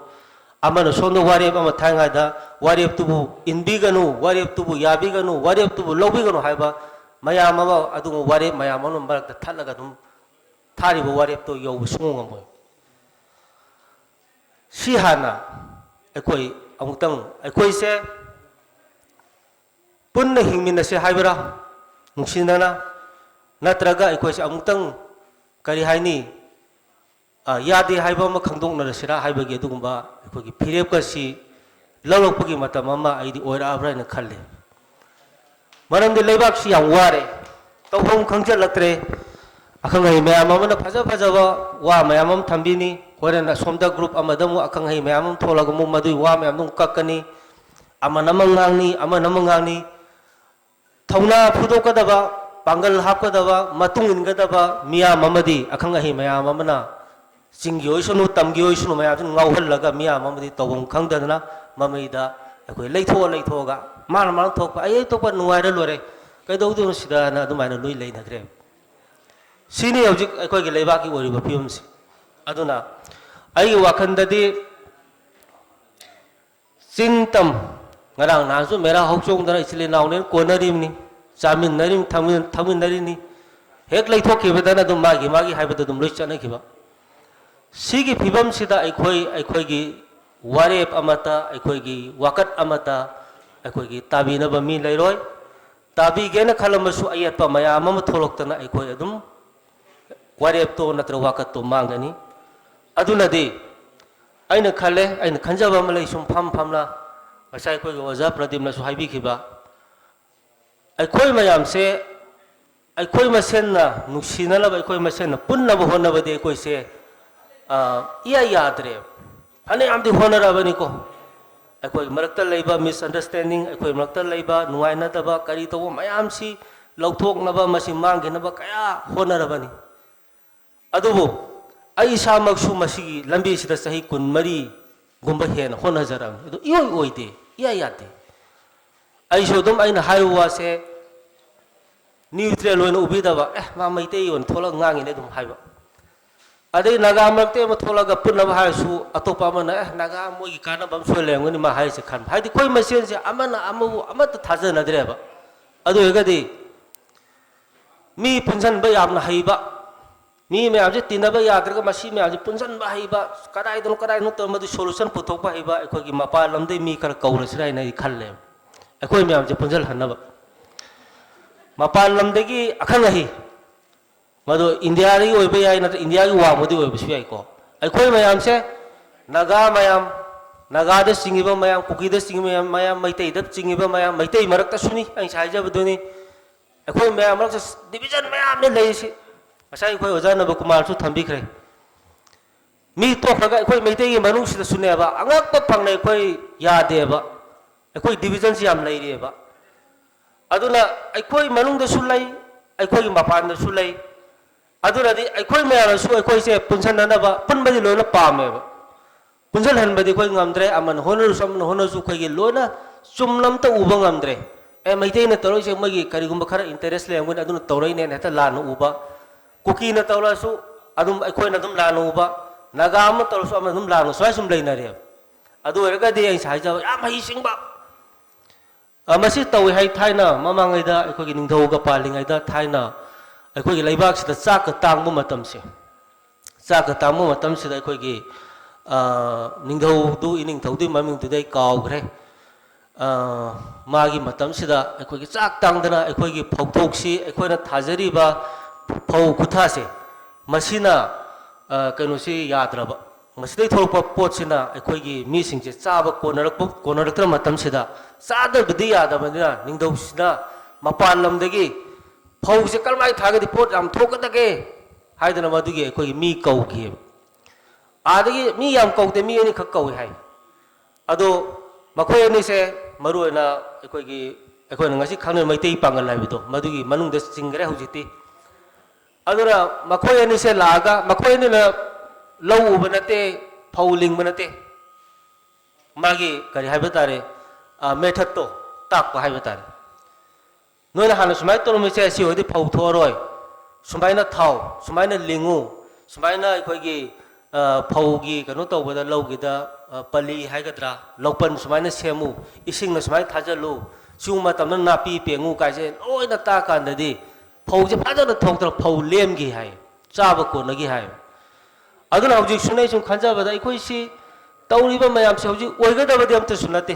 ꯁꯦꯡꯅ ꯍꯥꯏꯖꯔꯕꯗ ꯅꯥꯒꯥꯒꯤ ꯍꯧꯖꯤꯛ ꯇꯧꯔꯤꯕꯁꯦ ꯃꯁꯤꯁꯨ ꯑꯣꯏꯔꯣꯏ ꯑꯣꯏꯔꯦꯅ ꯈꯜꯂꯁꯨ ꯏꯃꯨ ꯅꯥꯏꯃꯨ ꯁꯣꯏ ꯇꯥꯟꯅꯒꯅꯤ ꯍꯧꯖꯤꯛ NSNIMꯒ ꯏꯟꯗꯤꯌꯥ ꯒꯚꯔꯟꯃꯦꯟꯠꯒ ꯇꯧꯅꯔꯤꯕꯁꯤ ꯍꯣꯏ ꯐꯖꯅ ꯑꯩꯈꯣꯏꯒꯤ ꯌꯥꯝ ꯄꯤꯁꯐꯨꯜ ꯑꯣꯏꯅ ꯑꯃꯗꯁꯨ ꯀꯥꯏꯗ ꯃꯑꯣꯡꯗ ꯆꯠꯈ꯭ꯔꯗꯤ ꯈꯪꯗ꯭ꯔꯦ ꯈꯖꯤꯛꯇꯪ ꯂꯩꯃꯤꯟꯅꯕ ꯀꯥꯡꯂꯨꯞ ꯑꯃꯗ ꯐꯨꯔꯨꯞ ꯑꯃꯗ ꯍꯦꯛ ꯁꯣꯛꯂꯛꯄ ꯃꯇꯝꯗ ꯏꯃꯨ ꯅꯥꯏꯃꯨ ꯑꯗꯨꯝ ꯇꯥꯒꯅꯦꯕ ꯃꯁꯤ ꯁꯣꯏꯗ꯭ꯔꯕꯅꯤ ꯉꯁꯤꯗꯤ ꯑꯩꯈꯣꯏ ꯌꯥꯝꯅ ꯂꯣꯟꯅ ꯊꯨꯞꯅ ꯉꯥꯡꯅꯕꯒꯤ ꯃꯇꯝꯁꯨ ꯅꯠꯇꯦ ꯑꯗꯒꯤ ꯀꯨꯀꯤ ꯏꯆꯤꯜ ꯏꯅꯥꯎꯁꯤꯡꯅ ꯉꯔꯥꯡ ꯅꯍꯥꯟ ꯇꯧꯔꯤꯕꯁꯤ ꯁꯨꯝ ꯍꯦꯟꯖꯜꯂꯛꯑꯕ ꯑꯗꯨꯝ ꯁꯤꯁꯨ ꯏꯃꯨ ꯅꯥꯏꯃꯨ ꯇꯥꯟꯅꯅꯤ ꯑꯗꯨꯅ ꯁꯤꯒꯤ ꯐꯤꯕꯝꯁꯦ ꯌꯧꯔꯛꯑꯕꯅꯤꯅ ꯀꯩꯗꯧꯒꯦ ꯍꯥꯏꯕ ꯃꯇꯝꯗ ꯑꯩꯈꯣꯏ ꯄꯨꯟꯗ꯭ꯔꯒꯗꯤ ꯇꯧꯔꯤꯕ ꯃꯌꯥꯝꯁꯦ ꯑꯗꯨꯝ ꯏꯃꯨ ꯅꯥꯏꯃꯨ ꯇꯥꯜꯂꯒ ꯑꯃꯁꯨ ꯀꯥꯟꯅꯗ ꯂꯣꯏꯅ ꯑꯩꯈꯣꯏꯒꯤ ꯈꯣꯡꯎꯞ ꯇꯧꯅꯔꯒ ꯂꯩꯗꯣꯏ ꯁꯔꯨꯛꯄꯨꯗꯤ ꯃꯗꯨꯃꯥꯏꯅ ꯇꯧꯈꯤꯕꯁꯤꯅ ꯑꯃꯨꯛꯁꯨ ꯀꯩꯗꯧꯋꯦ ꯍꯌꯦꯡ ꯇꯨꯡꯗ ꯂꯥꯛꯀꯗꯧꯔꯤꯕ ꯆꯤꯡ ꯇꯝꯒꯤ ꯑꯩꯈꯣꯏꯒꯤ ꯃꯤꯔꯣꯜ ꯏꯆꯥ ꯏꯅꯥꯎꯁꯤꯡꯗꯗꯤ ꯀꯩꯗꯧꯋꯤ ꯃꯗꯨꯅ ꯑꯩꯈꯣꯏꯒꯤ ꯑꯃꯨꯕ ꯃꯥꯛ ꯑꯃ ꯂꯩꯗꯣꯏꯅꯦꯕ ꯑꯗꯨꯅ ꯃꯁꯤ ꯃꯌꯥꯝꯁꯤ ꯊꯣꯛꯇꯅꯕ ꯄꯨꯟꯁꯤꯟꯕꯁꯦ ꯑꯩꯈꯣꯏ ꯍꯧꯖꯤꯛꯀꯤ ꯃꯤꯔꯣꯜꯅꯗꯤ ꯑꯩꯈꯣꯏꯅꯗꯤ ꯍꯣꯠꯅꯕꯗ ꯉꯝꯗ꯭ꯔꯕꯅꯤ나 ꯃꯄꯥꯟꯗꯒꯤ ꯃꯤꯔꯣꯜ ꯑꯈꯪꯕ ꯑꯦꯛꯁꯄꯥꯔꯠ ꯀꯧꯔꯒ ꯀꯔꯝꯍꯥꯏꯅ ꯇꯧꯔꯒ ꯃꯅꯤꯄꯨꯔꯗ ꯂꯩꯕ ꯀꯥꯡꯂꯨꯞ 34-35ꯁꯦ ꯃꯁꯤ ꯃꯣꯏ ꯇꯣꯉꯥꯟ ꯇꯣꯉꯥꯟꯕ ꯏꯟꯇꯔꯦꯁ ꯃꯌꯥꯝ ꯁꯥꯞꯇꯣꯏꯁꯦ ꯃꯁꯤ ꯂꯣꯏꯅ ꯇꯥꯁꯟ ꯈꯣꯝꯖꯤꯜꯂꯒ ꯑꯄꯨꯟꯕ ꯃꯅꯤꯄꯨꯔ ꯑꯃꯈꯛ ꯑꯣꯏꯕ ꯌꯥꯕ ꯂꯤꯡꯖꯦꯜ ꯃꯥꯟꯅꯕ ꯃꯅꯤꯄꯨꯔ ꯑꯃꯈꯛ ꯑꯣꯏꯕ ꯌꯥꯕ ꯑꯗꯨꯒꯨꯝꯕ ꯑꯩꯈꯣꯏꯒꯤ ꯀꯩ ꯍꯥꯏꯕ ꯇꯥꯔꯦ ꯐꯣꯔꯃꯨꯂꯥ ꯑꯃꯈꯛꯇꯪ ꯑꯃꯨꯛꯇ ꯄꯨꯊꯣꯛꯄꯤꯌꯨ ꯍꯥꯏꯕꯁꯦ ꯑꯩꯗꯤ ꯃꯁꯦ ꯑꯈꯪ ꯑꯍꯩ ꯊꯤꯔꯁꯦ ꯑꯁꯤ ꯂꯩ ꯑꯗꯨꯅ ꯃꯗꯨꯃꯥꯏꯅ ꯇꯧꯔꯒꯗꯤ ꯑꯩꯈꯣꯏꯁꯦ ꯄꯨꯜꯂꯒꯗꯤ ꯍꯥꯏꯁꯤꯅꯤ ꯑꯩꯈꯣꯏꯅ ꯂꯧꯔꯤꯕ ꯋꯥꯔꯦꯞ ꯃꯌꯥꯝꯁꯦ ꯑꯩꯈꯣꯏꯅ ꯂꯥꯎꯔꯛꯄ ꯃꯇꯝꯗ ꯑꯩꯈꯣꯏꯅ ꯍꯥꯏꯔꯛꯄ ꯃꯇꯝꯗ ꯑꯩꯈꯣꯏꯅ ꯗꯤꯃꯥꯟ ꯇꯧꯕ ꯃꯇꯝꯗ ꯃꯤꯅ ꯇꯥꯕꯤꯒꯅꯤ ꯅꯠꯇ꯭ꯔꯒꯗꯤ ꯀꯩꯗꯧꯒꯦ ꯍꯥꯏꯕ ꯃꯇꯝꯗ ꯑꯩꯈꯣꯏꯒꯤ ꯏꯔꯨꯖꯅꯤꯡꯕꯒ ꯊꯣꯡꯒ꯭ꯔꯥ ꯇꯦꯛꯄꯒ ꯃꯥꯟꯅꯕ ꯍꯥꯏꯕꯗꯣ ꯄꯤꯅꯤꯡꯗꯅ ꯂꯩꯔꯤꯉꯩꯗꯨꯗ ꯄꯤꯗꯅꯕ ꯃꯌꯥꯝ ꯇꯧꯕ ꯃꯇꯝꯗ ꯉꯥꯏꯈꯣ ꯅꯣꯏꯁꯦ ꯅꯣꯏꯅ ꯄꯤꯌꯨ ꯍꯥꯏꯕꯅꯤ ꯃꯣꯏꯅ ꯄꯤꯔꯨꯅꯨ ꯍꯥꯏꯕꯅꯤ ꯑꯗꯨꯅꯗꯤ ꯄꯤꯔꯨꯕ ꯃꯇꯝꯗ ꯃꯣꯏꯅ ꯑꯗꯨ ꯇꯧꯔꯛꯀꯅꯤ ꯑꯗꯥ ꯇꯧꯕꯇ ꯉꯥꯏꯈꯣ ꯁꯨꯃꯥꯏꯅ ꯁꯨꯝ ꯇꯧꯔꯒ ꯑꯩꯈꯣꯏꯁꯦ ꯑꯗꯨꯝ ꯀꯔꯤꯝꯇ ꯑꯩꯈꯣꯏꯒꯤ ꯗꯤꯃꯥꯟ ꯑꯃꯠꯇ ꯑꯩꯈꯣꯏꯅ ꯐꯪꯉꯣꯏ ꯑꯗꯨꯒ ꯍꯤꯡꯕ ꯃꯇꯝꯗꯁꯨ ꯑꯩꯈꯣꯏꯁꯦ ꯃꯔꯦꯛ ꯃꯍꯥꯎ ꯊꯣꯛꯅ ꯑꯝꯇ ꯍꯤꯡꯉꯣꯏ ꯑꯗꯨꯅ ꯇꯨꯡꯒꯤ ꯃꯤꯔꯣꯜꯒꯤꯗꯃꯛꯇ ꯈꯜꯂꯒꯗꯤ ꯑꯩꯈꯣꯏꯁꯦ ꯄꯨꯟꯐꯝꯗꯤ ꯊꯣꯛꯑꯕꯅꯤ ꯑꯗꯨꯕꯨ ꯁꯤ ꯌꯧꯔꯕꯁꯤꯐꯥꯎ ꯑꯩꯈꯣꯏꯅ ꯄꯨꯟꯕ ꯉꯝꯗ꯭ꯔꯒꯗꯤ ꯉꯁꯥꯏꯅ ꯍꯥꯏꯖꯕ ꯑꯩꯈꯣꯏꯒꯤ ꯇꯨꯡꯗ ꯂꯥꯛꯀꯗꯕ ꯃꯤꯔꯣꯜꯅ ꯍꯧꯖꯤꯛ ꯍꯤꯡꯉꯤꯕ ꯃꯤꯔꯣꯜꯁꯦ ꯑꯁꯨꯛꯀꯤ ꯃꯇꯤꯛ ꯊꯤꯅ ꯑꯩꯈꯣꯏꯒꯤ ꯉꯥꯡꯅꯔꯛꯀꯅꯤ ꯑꯗꯨꯒ ꯌꯥꯔꯒꯗꯤ ꯁꯤꯒꯨꯝꯕ ꯃꯤꯔꯣꯜ ꯑꯃ ꯂꯩꯔꯝꯃꯤꯕ ꯃꯈꯣꯏ ꯍꯥꯏꯔꯛꯑꯔꯣꯏ ꯃꯇꯝꯗꯨꯗ ꯂꯩꯔꯝꯃꯤꯕ ꯃꯤꯔꯣꯜꯁꯦ ꯍꯥꯏꯔꯛꯑꯔꯣꯏ ꯑꯗꯨꯅ ꯇꯨꯡꯒꯤ ꯃꯤꯔꯣꯜꯒꯤꯗꯃꯛꯇ ꯈꯜꯂꯒ ꯑꯩꯈꯣꯏ ꯄꯨꯟꯁꯤ ꯄꯨꯜꯂꯒꯗꯤ ꯑꯩꯈꯣꯏꯅ ꯉꯝꯃꯣꯏꯗꯕ ꯑꯃꯠꯇ ꯂꯩꯇꯦ ꯑꯩꯈꯣꯏꯁꯤ ꯌꯥꯝꯅ ꯇꯦꯂꯦꯟꯇꯦꯠ ꯑꯣꯏꯕ ꯑꯗꯨꯒꯨꯝꯕ ꯑꯩꯈꯣꯏꯒꯤ ꯐꯨꯔꯨꯞꯅꯤ ꯑꯗꯨ ꯉꯁꯤ ꯑꯩꯈꯣꯏꯒꯤ ꯈ꯭ꯋꯥꯏꯗꯒꯤ ꯉꯁꯥꯏꯁꯨ ꯍꯥꯏꯕꯤꯌꯨ ꯈ꯭ꯋꯥꯏꯗꯒꯤ ꯁꯣꯟꯕꯁꯦ ꯑꯩꯈꯣꯏ ꯄꯨꯟꯕ ꯍꯩꯇꯕꯁꯤꯅꯤ ꯑꯗꯨꯅ ꯄꯨꯟꯕꯁꯤ ꯍꯩꯔꯁꯤ ꯄꯨꯜꯂꯒꯗꯤ ꯉꯁꯤ ꯍꯣꯠꯅꯔꯤꯕ ꯆꯤꯡꯗꯒꯤ ꯈꯪꯗꯦ ꯇꯝꯒꯤ ꯈꯪꯗꯦ ꯇꯧꯔꯤꯕ ꯃꯌꯥꯝꯁꯦ ꯑꯩꯈꯣꯏ ꯂꯣꯏꯅ ꯇꯧꯃꯤꯟꯅꯕ ꯌꯥꯕ ꯉꯥꯛꯇꯅꯦꯕ ꯑꯗꯣ ꯃꯥꯒꯤ ꯍꯥꯏꯕꯗꯣ ꯆꯠꯈ꯭ꯔꯕꯅꯤꯅ ꯀꯩꯗꯧꯏ ꯍꯥꯏꯕ ꯃꯇꯝꯗ ꯑꯃꯒꯤ ꯏꯟꯇꯔꯦꯁ ꯁꯣꯛꯄꯅ ꯑꯃ ꯍꯦꯛꯇ ꯌꯦꯜꯂꯛꯄ ꯑꯃꯒꯤ ꯏꯟꯇꯔꯦꯁ ꯑꯃꯅ ꯍꯦꯛꯇ ꯌꯦꯜꯂꯛꯄ ꯑꯗꯨꯅ ꯂꯣꯏꯅ ꯑꯩꯈꯣꯏ ꯃꯨꯛꯅꯥ ꯁꯥꯟꯅꯕꯗ ꯍꯥꯏꯔꯒꯗꯤ ꯀꯔꯤ ꯍꯥꯏꯕ ꯇꯥꯔꯦ ꯑꯩꯈꯣꯏꯒꯤ ꯐꯩꯗꯨ ꯇꯨꯃꯤꯟꯅꯕ ꯍꯥꯏꯕꯗꯣ ꯑꯗꯨꯝ ꯑꯃꯅ ꯇꯧꯕ ꯑꯗꯨꯅ ꯑꯃꯅ ꯋꯥꯏꯈꯨꯒꯤ ꯃꯑꯣꯡꯗ ꯁꯨꯝ ꯑꯃꯅ ꯀꯥ ꯑꯃꯅ ꯆꯤꯡꯊꯕ ꯑꯃꯅ ꯑꯃꯨꯛ ꯆꯤꯡꯊꯕ ꯑꯗꯨꯅ ꯑꯩꯈꯣꯏꯁꯦ ꯑꯃꯠꯇ ꯀꯥꯕꯁꯨ ꯉꯝꯃꯣꯏ ꯑꯗꯨꯗꯤ ꯑꯃꯠꯇ ꯀꯥꯕ ꯉꯝꯗ꯭ꯔꯒꯗꯤ ꯑꯩꯈꯣꯏ ꯃꯌꯥꯝꯁꯦ ꯃꯥꯟꯅꯔꯒꯗꯤ ꯃꯊꯪ ꯂꯣꯟꯁꯤꯟꯅꯔꯒ ꯏꯟꯈꯠꯅꯔꯒꯗꯤ ꯀꯥꯕ ꯉꯝꯒꯅꯤ ꯍꯥꯏꯕ ꯋꯥꯐꯝꯁꯤ ꯊꯝꯖꯔꯒ ꯑꯩꯈꯣꯏ ꯋꯥꯔꯦꯞꯄꯨꯗꯤ ꯃꯌꯥꯝ ꯑꯃ ꯂꯧꯗꯧꯔꯤ ꯑꯗꯣ ꯄꯨꯟꯗ꯭ꯔꯒꯗꯤ ꯋꯥꯔꯦꯞ ꯃꯌꯥꯝꯁꯦ ꯑꯩ ꯀꯥꯟꯅꯕ ꯈꯪꯉꯣꯏ ꯍꯥꯏꯕꯁꯤꯃꯗꯤ ꯑꯩ ꯑꯃꯨꯛꯀꯁꯨ ꯏꯔꯣꯏ ꯂꯣꯏꯕꯗ ꯊꯝꯖꯔꯒ ꯑꯩꯈꯣꯏ ꯄꯨꯜꯂꯁꯤ ꯍꯥꯏꯕ ꯋꯥꯐꯝꯁꯦ ꯑꯩ ꯁꯨꯃꯥꯏꯅ ꯊꯝꯖꯩ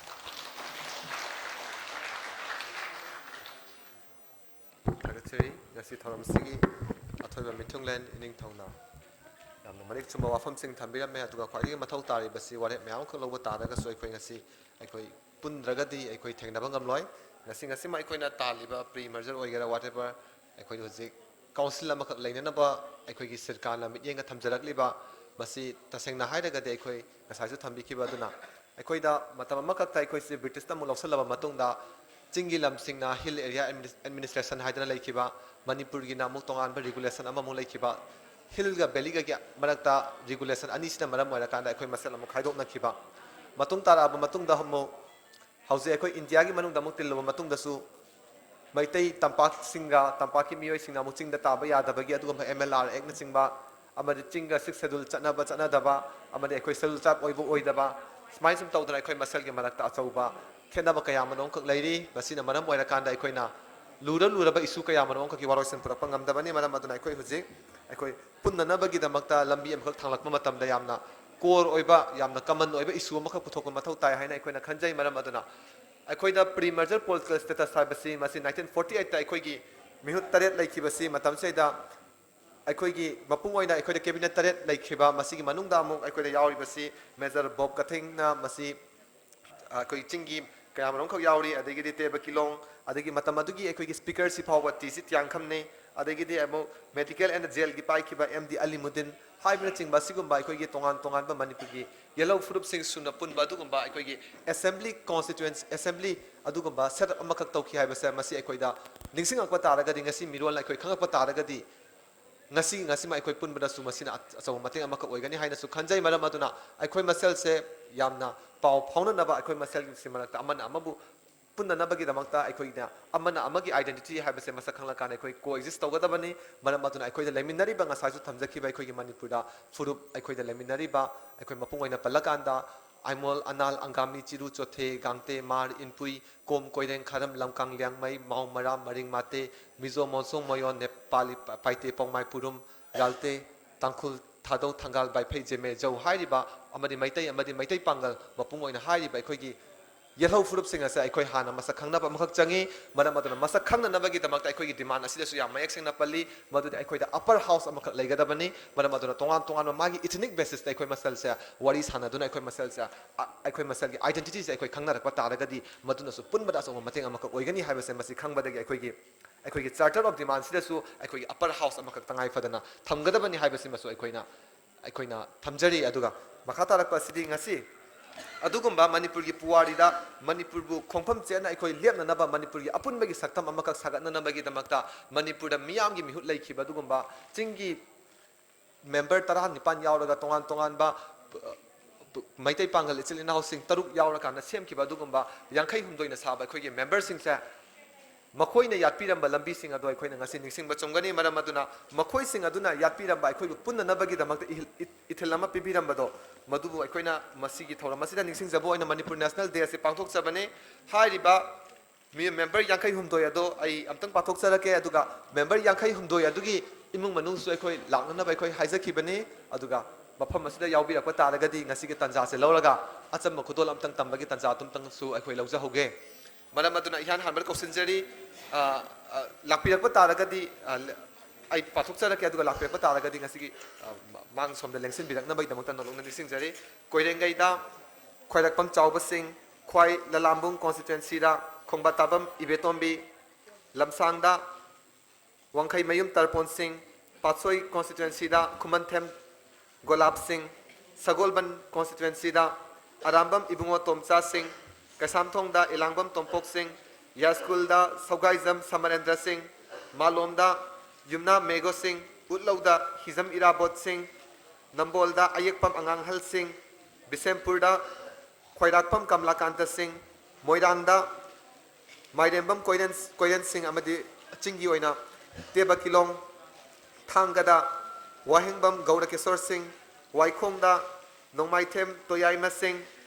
kaksing khunau da thoksom syam sing mayang imphal da irom mera jatra sing aduga aikoi gi maitai pangal gi keno da MD Sulelman Mia Wangoi da nongmai kapam iboton sing Thobal da waikhom mani sing Wangjing da Laisam Chandramani sing Khongjom da Mutum Khono sing Sekmai Kunbi da Sorokhaibam Chaurajit sing Yaripok da waikhom nimai chan sing amadi MD Amjad Ali Iril Bungda Moirang Them Gaurachandra Singh Lilong da MD Abdul Kadir Khan amadi MD Alimuddin Ningom Thong da Khoirakpam Giri Singh Wangkhai da Laisam Achau Singh Khurai Lamlong da Ningthaujam Leiren Singh Sawom Bungda Maimom Modumangol Singh Pangai da Takhelambam Bokul Singh Ziri da Sinam Sri Bijoy Singh Teknopal da Mono Teknopal da Anine aduga Holpau Hil Sadar da Rajengao Kathing Phalsata Luyung Hungo Urkhul da Thisang Lulkham Singzarol da Miksa Ke Simre Toloi da Lungsung Sulsa Mau da Mangpithang Kipjen Tamada SL Lune Tamenglong da Thanggomang Silthau Langkhong da Buising Kaubui Lalkhong da Kakhangal Malte da Dr. I Kampu Tansip da TC Tiangkham Sebon da Twalchin Surachanpur da Damjakhal Baifai education da chinga kham pisak sing aduga commerce and industry ki da ayek pam gaurabi du sing aduga ekoi cabinet ki da ngasagi sigi manung se na cabinet ta yawa haiba taraga di chief minister gi oina mk priyoberta singh adagi ralengau kathing arambam ibungo tomsa singh ningthaujam lairen singh ayek pam gaurabi du singh teba kilong md alimuddin hariba cabinet taret simane aduga member pulapna pullaga speaker tc tyangkham hariba member sing gi imung manung ngasi gi thoram mase yawi ba lakpa taragadi ngasi gi phampak ta election birak na baina banang amta phampak ta lengkhat birak laga amtang asam khudol amtang tamjabagi tajadum tang laujage maram aduna hariba 1948 ki manipur state assembly ta assembly gi member oikhiba sing makhoi gi imung manung lakpiba taragadi habitang pau pibirak na ningsing jari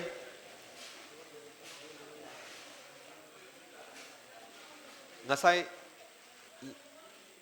amutanga na haizage 1948 ki manipur state assembly gi aina mathak panjakhiba member yankai humdoi aduda makhoi gi imung manung sing asigi ngasai de lai haina takpiram bane ado hojik phawba leibiba taragadi aikoi acham khudol amtang tamduna aikoi gi ahal laman sing aduna tawbiramba adubu ikai khumna bu chabu oina aikoi gi lakpiba imung aduda ikai khumna bu chage haina thorang jabane maram aduna malak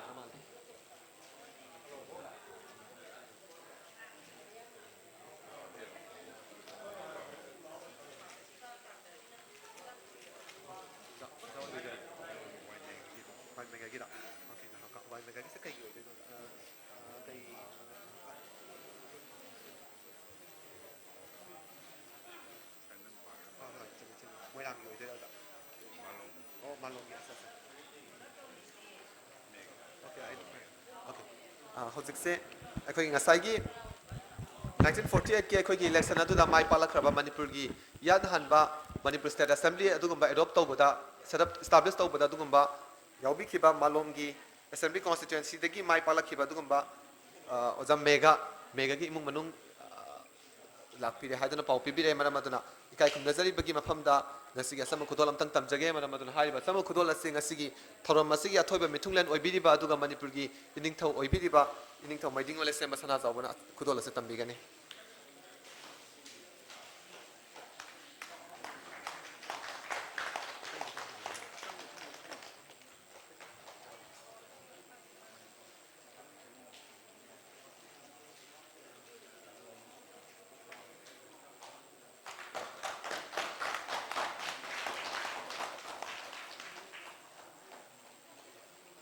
loina na akoi ki khongsom gi assembly constituency dagi mai pala khiba mutum khono sing magi imung manung su lakpi haina takpi ei maram aduna election birakse oja hai bukudol asisu ngasigi ining thau mai dingole se masana jawban adumak tambi gani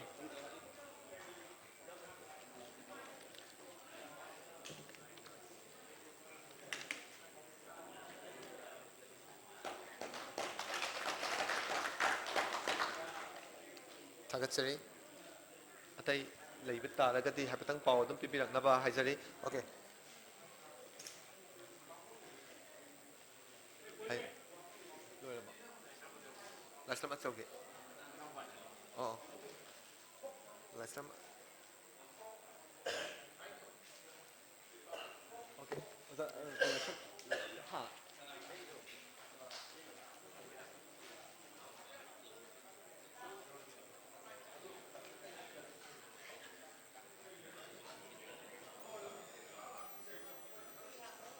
loina wangkhai assembly constituency da mai palakhiba aduga manipur gi state assembly adopt tawbada member oi bikhiba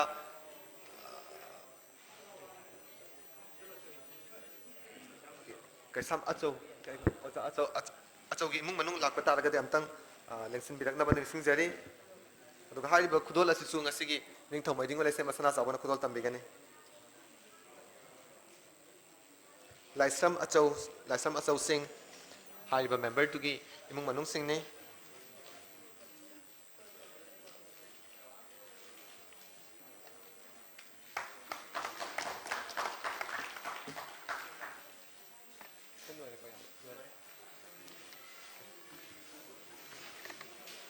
tagachari makha sathajara poina thoramgi makha sathajara poina ngasigi thoram masigi thoram mapu oina lensin bidiba coalitions for indigenous right campaign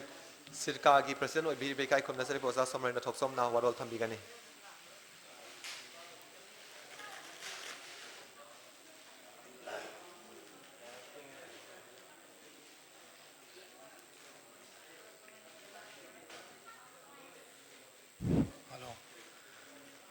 ꯑꯍꯥꯟꯕꯃꯛꯇꯗ ꯀꯣꯅꯨꯡ ꯑꯁꯤꯕꯨ ꯀꯣꯟꯕꯤꯔꯤꯕ ꯂꯥꯏꯅꯤꯡꯊꯧꯁꯤꯡ ꯑꯃꯗꯤ ꯂꯥꯏꯔꯦꯝꯕꯤꯁꯤꯡꯕꯨ ꯀꯧꯅꯅ ꯈꯨꯔꯨꯝꯖꯔꯤ ꯂꯣꯏꯅꯅ ꯉꯁꯤꯒꯤ ꯑꯁꯤꯒꯨꯝꯂꯕ ꯊꯧꯔꯝ ꯑꯁꯤꯒꯤ ꯊꯧꯔꯝ ꯃꯄꯨ ꯑꯣꯏꯕꯤꯔꯤꯕ ꯃꯩꯗꯤꯡꯉꯨ ꯅꯤꯡꯊꯧ ꯂꯩꯁꯦꯝꯕ ꯁꯅꯥꯖꯥꯎꯕꯕꯨ ꯀꯧꯅꯅ ꯈꯨꯔꯨꯝꯖꯔꯤ ꯂꯣꯏꯅꯅ ꯉꯁꯤꯒꯤ ꯑꯁꯤꯒꯨꯝꯕ ꯊꯧꯔꯝ ꯑꯁꯤꯗ ꯒꯦꯁ ꯑꯣꯐ ꯑꯣꯅꯔꯒꯤ ꯐꯝꯐꯝ ꯂꯥꯡ ꯂꯦꯡꯁꯤꯟꯕꯤꯔꯤꯕ ꯑꯣꯖꯥ ꯅꯕꯀꯨꯃꯥꯔ ꯑꯃꯗꯤ ꯇꯥꯃꯣ ꯄ꯭ꯔꯗꯤꯞ ꯀꯨꯃꯥꯔꯕꯨꯁꯨ ꯑꯍꯥꯟꯕꯃꯛꯇꯗ ꯏꯀꯥꯏ ꯈꯨꯝꯅꯕ ꯎꯠꯆꯔꯤ ꯂꯣꯏꯅꯅ ngasi thorom masida mang lingchin biriba lamdam masigi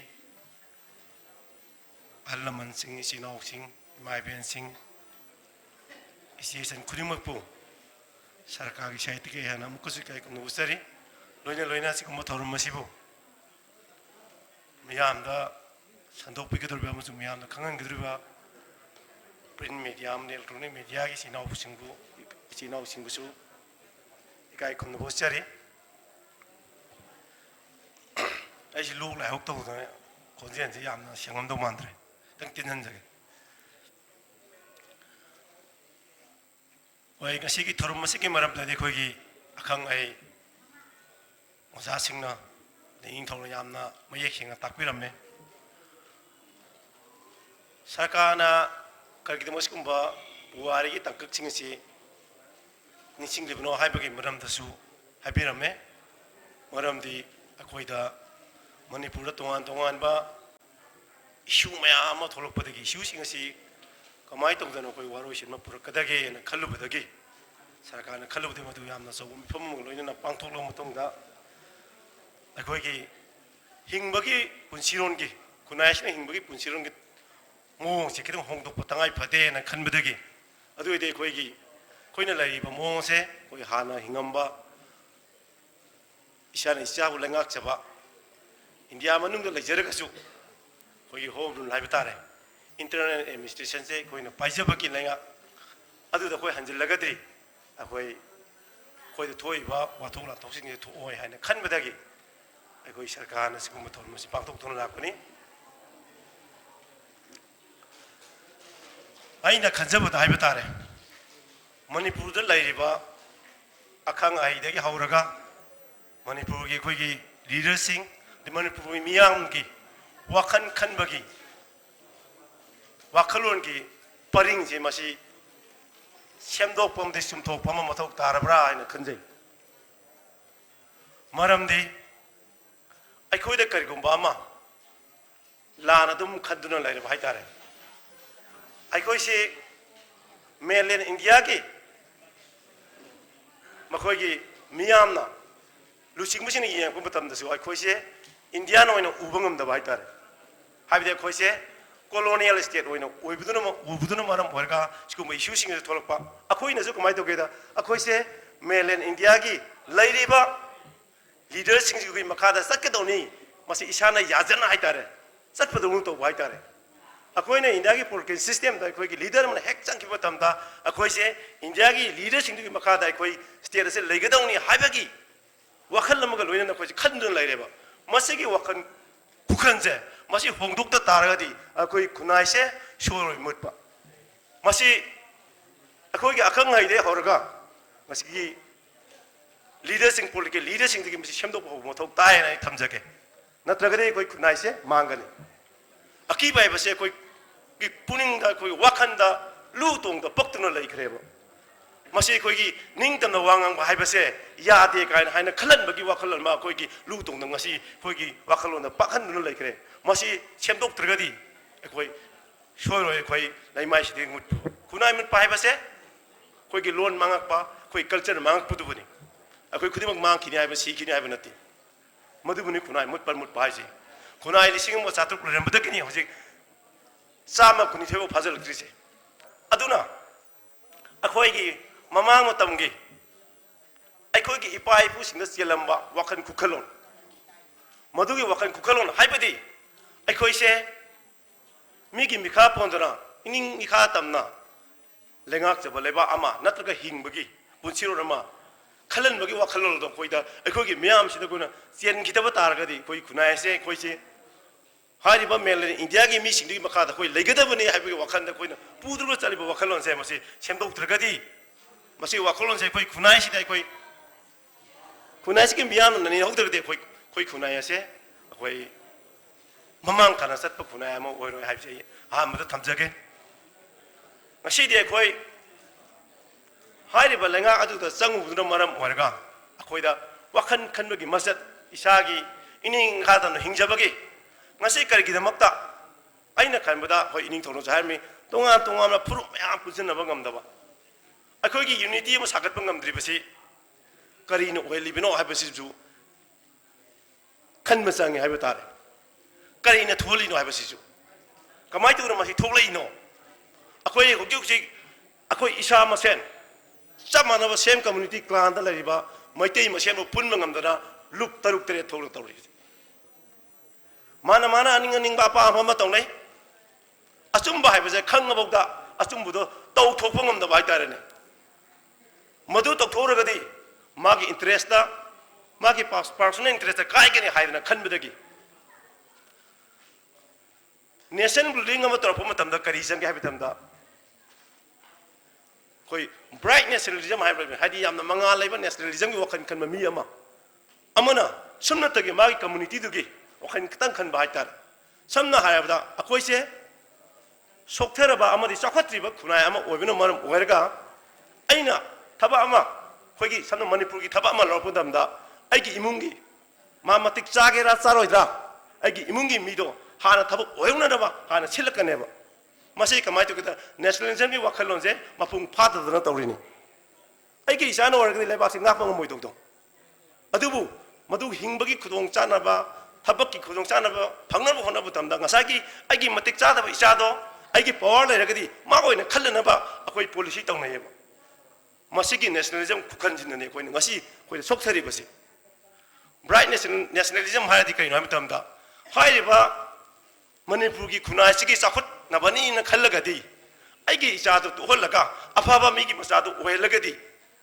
ꯑꯐꯕ ꯈꯨꯟꯅꯥꯏ ꯑꯃ ꯇꯨꯡꯒꯤꯗꯃꯛꯇ ꯇꯨꯡꯒꯤ ꯌꯨꯝꯕꯤꯔꯦꯟ ꯍꯥꯏꯕꯗꯣ ꯁꯦꯝꯕꯗ ꯃꯗꯨ ꯀꯧꯋꯦꯕ ꯃꯁꯤ ꯈꯨꯟꯅꯥꯏꯗꯣ ꯃꯗꯨ ꯍꯧꯖꯤꯛ ꯑꯣꯏꯗ꯭ꯔꯕ ꯍꯥꯏꯇꯥꯔꯦ ꯑꯩꯈꯣꯏ ꯈꯨꯟꯅꯥꯏꯁꯦ ꯀꯩꯅꯣ ꯑꯣꯏꯗꯦ ꯍꯥꯏꯕ ꯃꯇꯝꯗ ꯑꯩꯈꯣই ꯍꯤꯡꯕꯒꯤ ꯑꯀꯤꯕ ꯑꯃ ꯑꯩꯈꯣꯏ ꯏꯁꯥꯗ ꯐꯥꯎꯍꯜꯂꯦ ꯍꯧꯖꯤꯛꯁꯦ ꯑꯩꯁꯦ ꯍꯤꯡꯕ ꯁꯨꯡꯉꯝ ꯉꯝꯃꯔꯣꯏ ꯍꯥꯏꯅ ꯈꯜꯂꯕ ꯑꯗꯨꯒꯨꯝꯕ ꯏꯟꯗꯤꯕꯤꯖꯨꯋꯦꯜ ꯑꯃ ꯑꯩꯁꯦ ꯍꯧꯖꯤꯛ ꯑꯣꯏꯔꯦꯕ ꯑꯩꯈꯣꯏꯁꯦ ꯃꯗꯨꯅ ꯃꯔꯝ ꯑꯣꯏꯔꯒꯅꯤ ꯉꯁꯤ ꯇꯣꯉꯥꯟ ꯇꯣꯉꯥꯟꯕ ꯂꯝꯗꯝ ꯑꯁꯤꯗ ꯑꯩꯈꯣই ꯆꯞ ꯃꯥꯟꯅꯕ ꯀꯝꯃꯨꯅꯤꯇꯤ ꯃꯁꯥꯗ ꯑꯃꯗꯤ ꯇꯣꯉꯥꯟ ꯇꯣꯉꯥꯟꯕ ꯀꯝꯃꯨꯅꯤꯇꯤꯒꯤ ꯃꯔꯛꯇ ꯄꯨꯟꯁꯤꯟꯕ ꯉꯝꯗꯕ ꯑꯃꯗꯤ ꯑꯄꯨꯟꯕꯒꯤ ꯁꯛꯇꯝ ꯁꯥꯒꯠꯄ ꯉꯝꯗ꯭ꯔꯤꯕꯁꯦ ꯃꯁꯤꯅ ꯑꯆꯧꯕ ꯃꯌꯦꯛ ꯂꯥꯔꯕ ꯈꯨꯗꯝꯅꯤ ꯃꯁꯤ ꯀꯅꯥꯅ ꯑꯣꯏꯍꯜꯂꯤꯕꯅꯣ ꯁꯤꯅꯤ ꯑꯩꯈꯣꯏꯅ ꯅꯩꯅꯒꯗꯧꯔꯤꯕꯗꯤ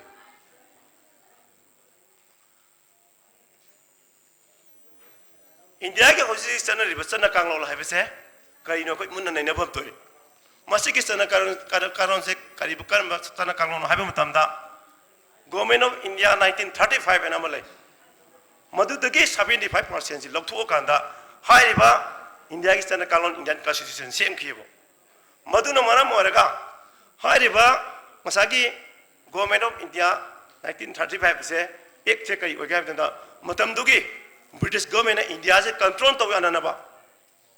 चाख्रब इंडिया से कंट्रोल तौ यानब सेमब चना कांगलोनेब चना कांगलोन मधु इंडिया लहौरगा कम्युनिटी मचा मचा से चखाइरप नैखाइरपदुना इंडिया की अपिक अपिप कम्युनिटी सिंजे मखोई हाई अचौब कम्युनिटी की यारक्ता चंगा लोसिलक हाइब तारे मधु खुनाइदगी मनुंगदा अखोई खुनाइसु याउबोई वा खक्तनी मधुदने अखोइना सेमदोप वारिबा अपुनबगी सक्तम सागतप ngамद्रिबा गवर्नमेंट ऑफ इंडिया एक्ट की मतुंगिना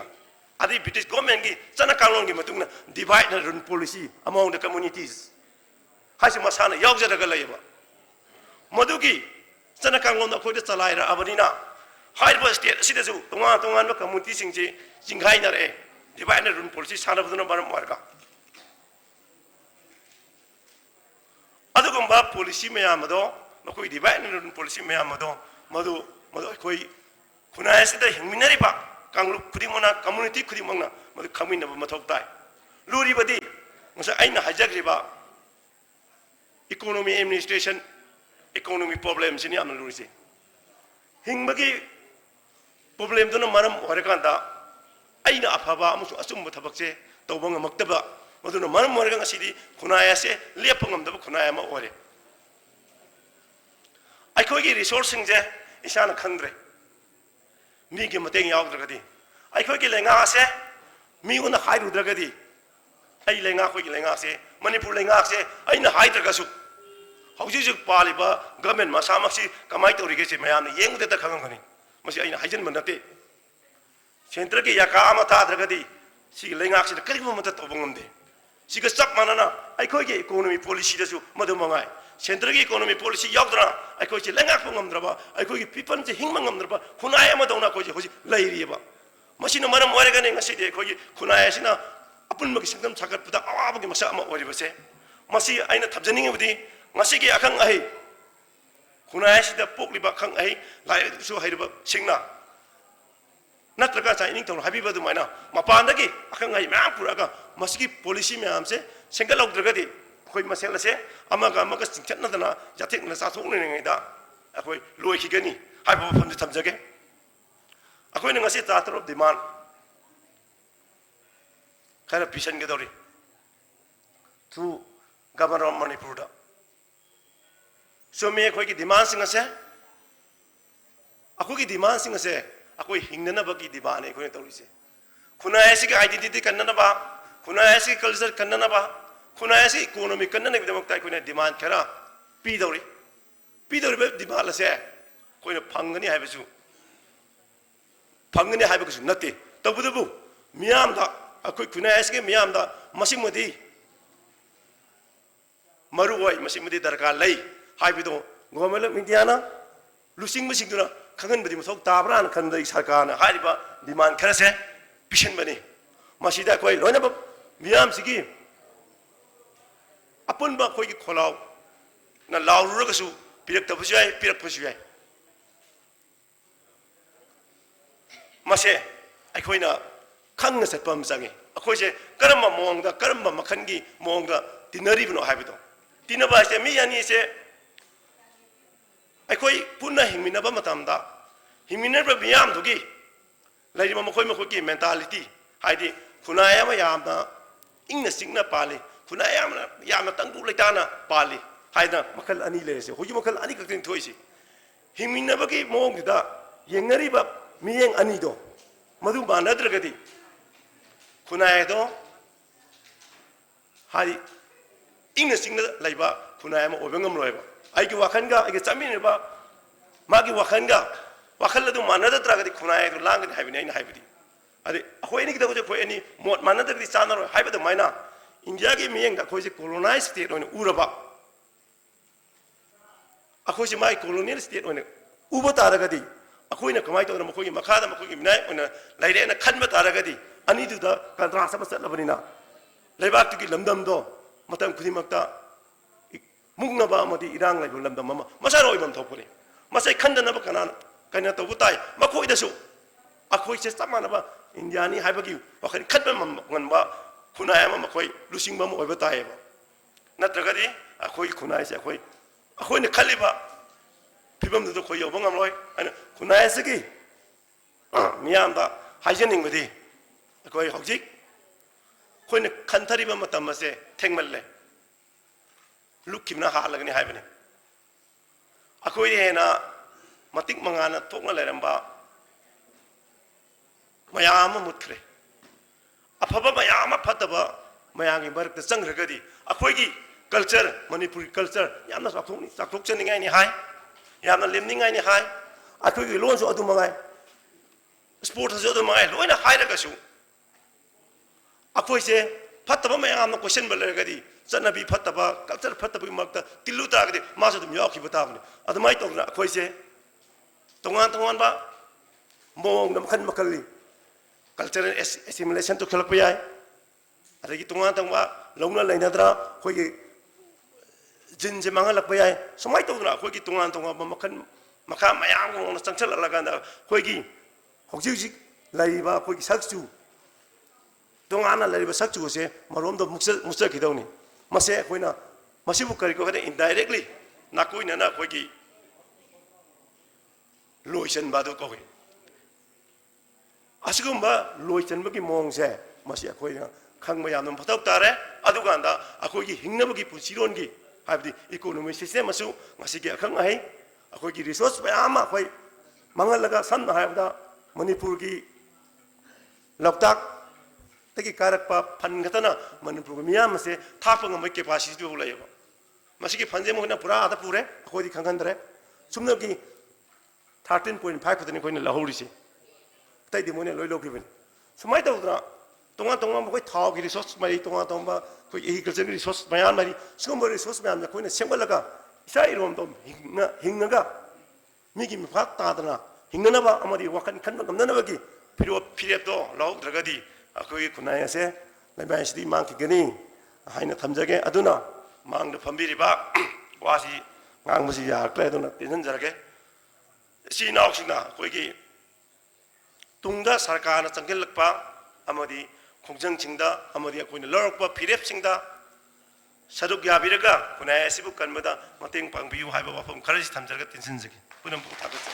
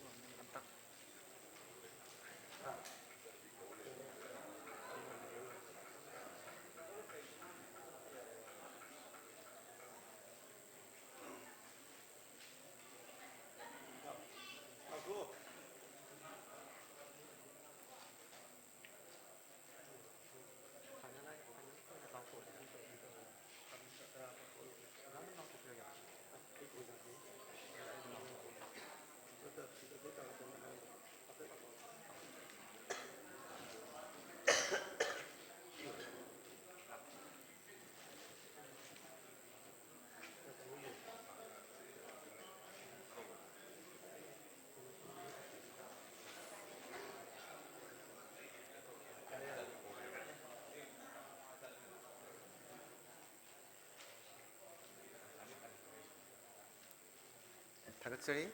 Sirkagi President na warol thambiram laba matung asida ngasigi mapung oiba ngasigi mifam asigi warep haiba tare warep sing asi mapung oina akhoi tongan ba governor de hauraga ban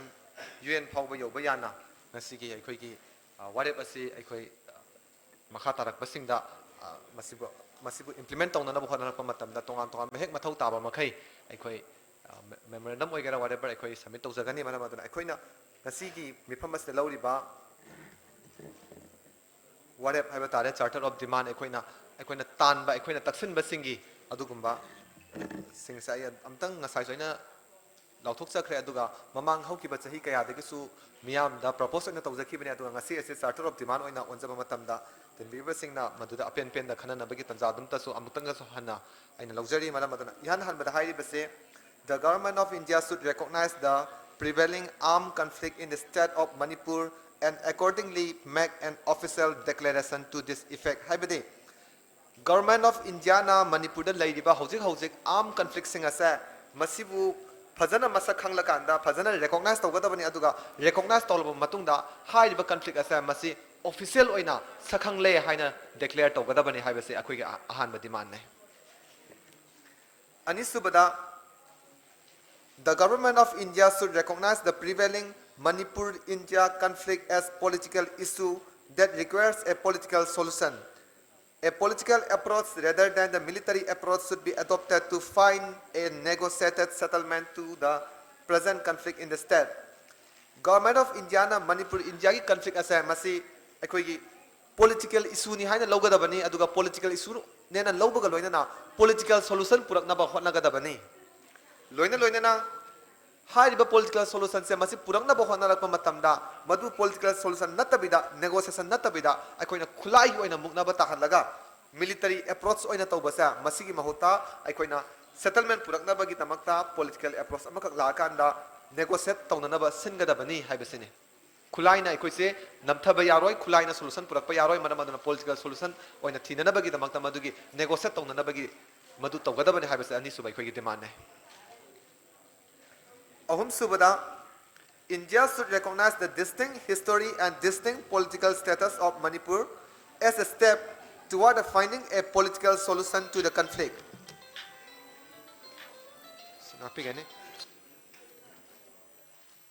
India should recognize the distinctive history and the distinctive political status of Manipur as a step toward finding a political solution to the conflict in Manipur. Restoration of pre-merger political status to Manipur under the purview of instrument of SSN 1947 should be basis of any such political solution. Haibadi mathakta ina panjakiba India ki political solution do madu purakna bagi damakta India na aikogi Manipur gi distinctive oiba aikogi political status aduga distinctive oiba Manipur gi history sa masi India na hana mayek sengna masi khanga dabane masi bu sakhanga dabane aduga loina na Hariba solution do political solution do purakna bagi damakta madugi lambi oina madom lomna sanction ba lambi ama oina pre-merger political status sa masi restore tawna bagi damakta su masi lambi yang thamgada bani haibasine haibadi pre-merger political solution haibase akoi political solution gi saruk ama oina masi da su mi yang thamgada bani haibase masi akoi ahum subadi mane aduga mari subada the problem of influx of immigrant from neighboring countries exacerbated by systematic transfer of pollution from mainland India to Manipur, being a demographic dimension of Manipur-India conflict, should be set as an agenda for any future political negotiation. Until such time arrives, a meaningful agreement is reached, the status to be accorded to the migrant, the government of India should frame a regulation to prevent any form of influx to protect the native populace of Manipur. Haibadi India ga yumthang nariba aikogi tongan balebak sing India ga yumthang nariba lebak sing aikoi Manipur da lakliba lebak sing dagi Manipur da lakpa mitop sing aduga India gi manung dagi lakpa mitop sing sina maram oilaga aikogi missing yamjadaba aikogi furup sing da mut pa yabagi akiba makhak leire maram atuna aikoi da demographic ki oiba imbalance amakak lakliba sa masi aikoi na masi aikoi gi political solution purak pasa masi gi manung da aikoi gi agenda oiga bani maram aduna aikoi da tangdangba madugi settlement amakak political solution ama natraga tangdangba warep ama aikoi yanadriba phawbadi India government na hairiba Manipur da mitop miyan cha sing changba sa masi thingbagi madubu regulate tawbagi madugumba regulation ama semgada bani haibasini aikoi solution je pulakri phawbadi aikoi gi tangdangba warep ama lakri phawbadi mitop miyan cha sing aikoi da changlak pasa masibu regulate tawna nabagi da makta aikoi da madubu regulation natraga law ama semgada bani haibasini aikoi gi mari subadi manne Madugi manung da aikoi da concern gadori basi beside the Citizenship Amendment Bill to amend the Indian Citizenship Act 1955 purportedly with aim at conferring citizenship to certain section of immigrants coming from neighboring countries by fast-tracking the process should not be made applicable with respect to Manipur. Manamaduna masigi manung sangadawre handak Citizenship Amendment Bill haidana sanara kanda adugumba Bangladesh adagi Pakistan amadi Afghanistan gi adugumba non-Muslim oibasing se makoida India gi citizenship pira kanda makoina lera kadawri basi mapungoina North East ki lamsing asidani mapungoina aikoi gi protection su pi da baduguma Manipur gumba sigumba seringne maramado sigumba gi akiba mayam singsa masidagi aikoi gi Manipur gi yellow mi singbu kanjana bagi damakta aikoi da madugi oiba top aikoi gi political solution lakri phawbadi aikoi gi regulation amaka sungsoi amaki sanaga dabani haibasa masi aikoi gi demand ne mari suba aduga manga subada the exploration and the exploitation of natural resource should be ceased until the restoration of pre-merger political status of Manipur or until a satisfactory resolution to the prevailing conflict in Manipur is achieved. A free, prior and informed consent of the native indigenes of Manipur as mandated by the UN Declarations on the Rights of Indigenous People 2007 should be taken into consideration before initiating any development activities. Manga subasida hairi basidi Manipur gi yelhomi gi lam sing sida thokliba aikoi gi pothok sing sa masi lokthokpa khatasuna tana exploit tawba habadi aikoi digi matlaga loba masi sa sungtau tawroi da bane masi thingjallaga thamgada bane lokthokpa su yaroi aduga lokthok kanda namdana matpado madusu yaroi habasine aduga masi karama matam phawbuna ha matamda aikoi gi oiba tangdangba pre-merger political status sa masi da aikoi restore tawdri phawba natre haraga masiga manaba amada waroi sin purakliba phawbadari aikoi da hujik lairi ba aikoi pothok sing sa masi loba su yaroi matpa su yaroi habasine aduga ꯑꯩꯈꯣꯏꯒꯤ ꯌꯦꯜꯍꯧꯃꯤꯒꯤ ꯂꯝ ꯑꯣꯏꯔꯤꯕ ꯑꯩꯈꯣꯏꯒꯤ ꯂꯝꯁꯤꯗ ꯀꯔꯤꯒꯨꯝꯕ activities ꯑꯃ ꯊꯥꯎ ꯆꯤꯡꯊꯣꯛꯄꯅꯤ ꯈꯪꯗꯦ ꯀꯔꯤꯒꯨꯝꯕ ꯑꯦꯛꯇꯤꯚꯤꯇꯤꯁ ꯑꯃ ꯇꯧꯔꯛꯄ ꯃꯇꯝꯗ ꯑꯩꯈꯣꯏꯒꯤ ꯌꯦꯜꯍꯧꯃꯤꯁꯤꯡꯒꯤ ꯑꯌꯥꯕ ꯁꯨꯡꯁꯣꯏ ꯁꯣꯏꯗꯅꯃꯛꯀꯤ ꯂꯧꯒꯗꯕꯅꯤ ꯍꯥꯏꯅ ꯄꯜꯂꯤꯕ ꯑꯗꯨꯒꯨꯝꯕ United Nations declarations on the rights of indigenous people 2007ꯗ ꯄꯤꯔꯤꯕ ꯃꯗꯨꯕꯨꯁꯨ ꯑꯩꯈꯣꯏꯅ ꯆꯠꯅꯒꯗꯕꯅꯤ ꯍꯥꯏꯕꯁꯤꯅꯤ ꯇꯁꯦꯡꯅꯃꯛ ꯃꯁꯤ ꯆꯠꯅꯒꯗꯕꯅꯤ ꯍꯥꯏꯕꯁꯤꯒꯤ ꯃꯔꯝꯗꯤ ꯀꯩꯒꯤꯅꯣ ꯍꯥꯏꯕ ꯃꯇꯝꯗ ꯑꯩꯈꯣꯏꯅ ꯍꯧꯖꯤꯛ ꯆꯠꯅꯗꯦꯕ ꯑꯩꯈꯣꯏꯅ ꯍꯧꯖꯤꯛ ꯏꯟꯗꯤꯖꯤꯅꯁ ꯄꯤꯄꯜ ꯍꯥꯏꯕ ꯇꯥꯔꯒꯁꯨ ꯑꯩꯈꯣꯏ ꯏꯟꯗꯤꯌꯥꯅ ꯑꯩꯈꯣꯏꯁꯦ ꯏꯟꯗꯤꯖꯤꯅꯁ ꯄꯤꯄꯜ ꯑꯣꯏꯅ ꯑꯩꯈꯣꯏꯁꯦ ꯀꯣꯟꯁꯇꯤꯇ꯭ꯌꯨꯁꯟꯗ ꯗꯤꯐꯥꯏꯟ ꯇꯧꯗꯕꯅ ꯑꯩꯈꯣꯏꯁꯦ ꯏꯟꯗꯤꯖꯤꯅꯁ ꯄꯤꯄꯜ ꯑꯣꯏꯅ ꯈꯪꯗꯕꯗ ꯃꯔꯝ ꯑꯗꯨ ꯑꯣꯏꯕ ꯇꯥꯔꯒꯁꯨ ꯑꯩꯈꯣꯏꯒꯤ ꯑꯣꯏꯕ ꯁꯣꯂꯨꯁꯟꯁꯦ ꯄꯨꯔꯛꯇ꯭ꯔꯤ ꯐꯥꯎꯕꯗꯤ ꯑꯩꯈꯣꯏꯒꯤ ꯏꯟꯗꯤꯖꯤꯅꯁ ꯄꯤꯄꯜꯒꯤ 2007ꯗ ꯄꯤꯔꯤꯕ ꯔꯥꯏꯠꯇꯣ ꯃꯗꯨꯕꯨ ꯑꯩꯈꯣꯏ ꯀꯟꯁꯤꯗꯔ ꯇꯧꯒꯗꯕꯅꯤ ꯍꯥꯏꯕꯁꯦ ꯑꯩꯈꯣꯏꯒꯤ ꯃꯉꯥꯁꯨꯕ ꯗꯤꯃꯥꯟꯅꯦ ꯑꯗꯨꯒ ꯇꯔꯨꯛꯁꯨꯕ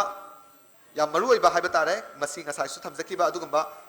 People Council representing all the indigenous ethnic community of Manipur should be constituted as upper house of the state legislature on the basis of equality. Every community shall send equal number of representatives to this house irrespective of their demographic size. Besides, advice and opinion of the constitutional expert, political scientists from around the world should be sought to draw up an administrative structure to accommodate the different political right and aspiration of different ethnic groups living in Manipur. Ngasi Manipur da laiminariba aikogi ethnic group oiriba yelhau furup 39 se masi maitayna masing yamna yame haidana maitaygi damakta mising tara thaba nataba maitaydige mi ani thaba taragadi aimoldagisu ani thaba angamidagisu ani thaba tangkhuldagisu ani thaba smain tawdana aikogi oiba mising sapmanaba adugumba equality basis ta base toba adugumba mising da base toba nataba mising yama kanguna yamna thagani haiba nataba adugumba aikoina ethnic group to oina base tora kanda tangkhulgi na ani tha tardi maitaygisu ani smain toraga madugumba upper house amakak sungsoi soidana maki aikoida lehengadabani aduga haiba do madugi administration do madu frame torakna bagi damakta administration do chalaiba yana bagi damakta malemgi oina lairiba adugumba tongan ba aikoigi political scientists sing adagi constitutional experts sing sa makoigi wa tagadabani aduga makoigi advice sing aikoina logadabani aduga madu oiba taragadi madugi phibam do lakpa taragadi aikoida tongan ba yellow fruit sing sa masigi right amadi makoigi apam pamda makoigi phungmam to phak sing sa masi aikoida tanaba yabagi tanja makak phangani haibasini maram aduna hairiba taruk ase aikoi ngasigi numit asida aikoi warep oina lawjarage warep oina lawjanabagi damata miyamda lanthokjari miyamna kariguma masida apen pen natraga hapto hapsin leiba taragadi aduma phongdok piraknabagi damakta madugi ai hokhiba sai kya dagi ai people gi platform da people domain na thamjakhrabani maram aduna ngasi sidi yamna maru oiba adugumba numit asida Manipur National Day numit asida warep oina tajaba yaba taragadi miyam punamna khuba amdam khubiyo aduga any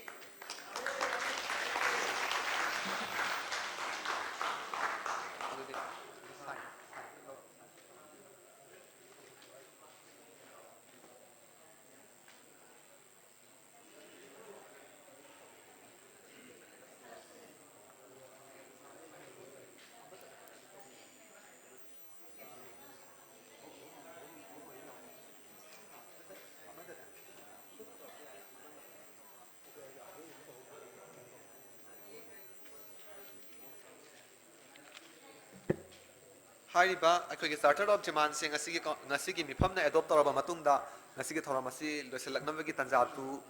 naselaklay maramatuna miyam punamakta aikoina thagat wahai thambiranabagi damakta aigi palem luang leimam kosenjari members sirka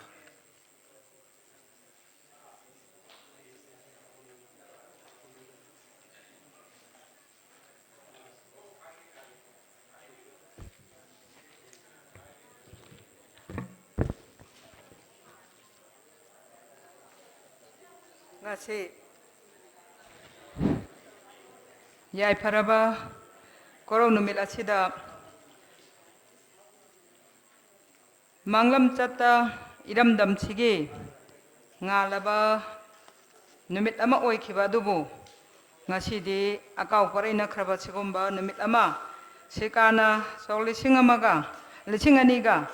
taraga mangadagi ngasi phauba leptana pangthoraktuna tunglam chatta asigumba puwarigi oiba yamna maru oiba thoram masibu khangongdanabagi damakta sinliba thoram machida mafam machibu konbiriba event budo event animakpusu hangna thagona jari loinana iramdam chigi afaba tunglam chatki damakta aikoina irei paki damakta iramdamgi damakta ngasi phawda ningan naba laitana इनिंथौ अमा ओइना लमदम सिगी निंथौ अमा ओइना सिगुम्बा लेबाकी थौरम थवाई कयादा अचौबा थौदांग यादुना लागलिबा पुनमकपो अमदि तिनबे पुनमपो हामा मक्तदा यागना Coke नोंजरी ngasi asigumlaba yamna maru oiba thauram machibu chinnanabagi damakta sikana haijarubada ngasi gi thauram machibu asigi damakta mithunglel oibinaba haijabada harau harauna ireipa ki damakta iramdam gi damakta ni haiduna yabiriba asigumba ikoigi iramdam kangleipak manipur gi iningthau mingoina panjarabada iningthau leisemba sana jawabo sika manipur gi maikai dege hanna hanna nolup chabaga loinana थागतपा फोंदोक्चरी लोइनना अनि सुरपदा सिका मणिपुर के president लोइना थौ पुबिरिबा अखोइगे एकपा सोमरंदो थौचोम बुसु ngasi gi thauram masibu tek ta kaidana bamadi thauram sibu mapung phana sinbada madi matam chana yoroktana thauram gi mapu oibibagi damakta hanna hanna थागतपा फोंदोक्चरी लोइनना awum chubada अखोइना तोइदो एंदोने काय खुमना जरिबा इरमदम सिगी lam khuding makta khang herba miamda adugumba wakalon kaya puthokpiriba thode dongne kai khumna jaraba professor W Navakumar former dean of student welfare Manipur University buchu ngamkhai leitana sika gi maikai degi amadi ayak isama ki maikai degi thagatpa phongdok chari mari subada aikhoi gi oja ningthauja lalcha advisor sika Manipur president nipip oja buchu ayak amadi aisama ki amadi sika gi maikai degi hanna na थागतपा फोंदोक्चरी लोइनना थोइदो हेंदोंना लमदम सिगी ई पाउ कयादा मालेंगी मफम चिनबा थुंगना खंगनबदा अचौबा थौदांग यादुना लागलिबा दुगुमलबा थोइदो हेंदोंना senior journalist अमा ओइरिबा ओजा प्रदीप फांजौबमबुसु अयहाक इसामकी माइकैदगे अमदि सिका मणिपुर की माइकैदगे हन्ना हन्ना थागतपा फोंदोक्चरी लोइनना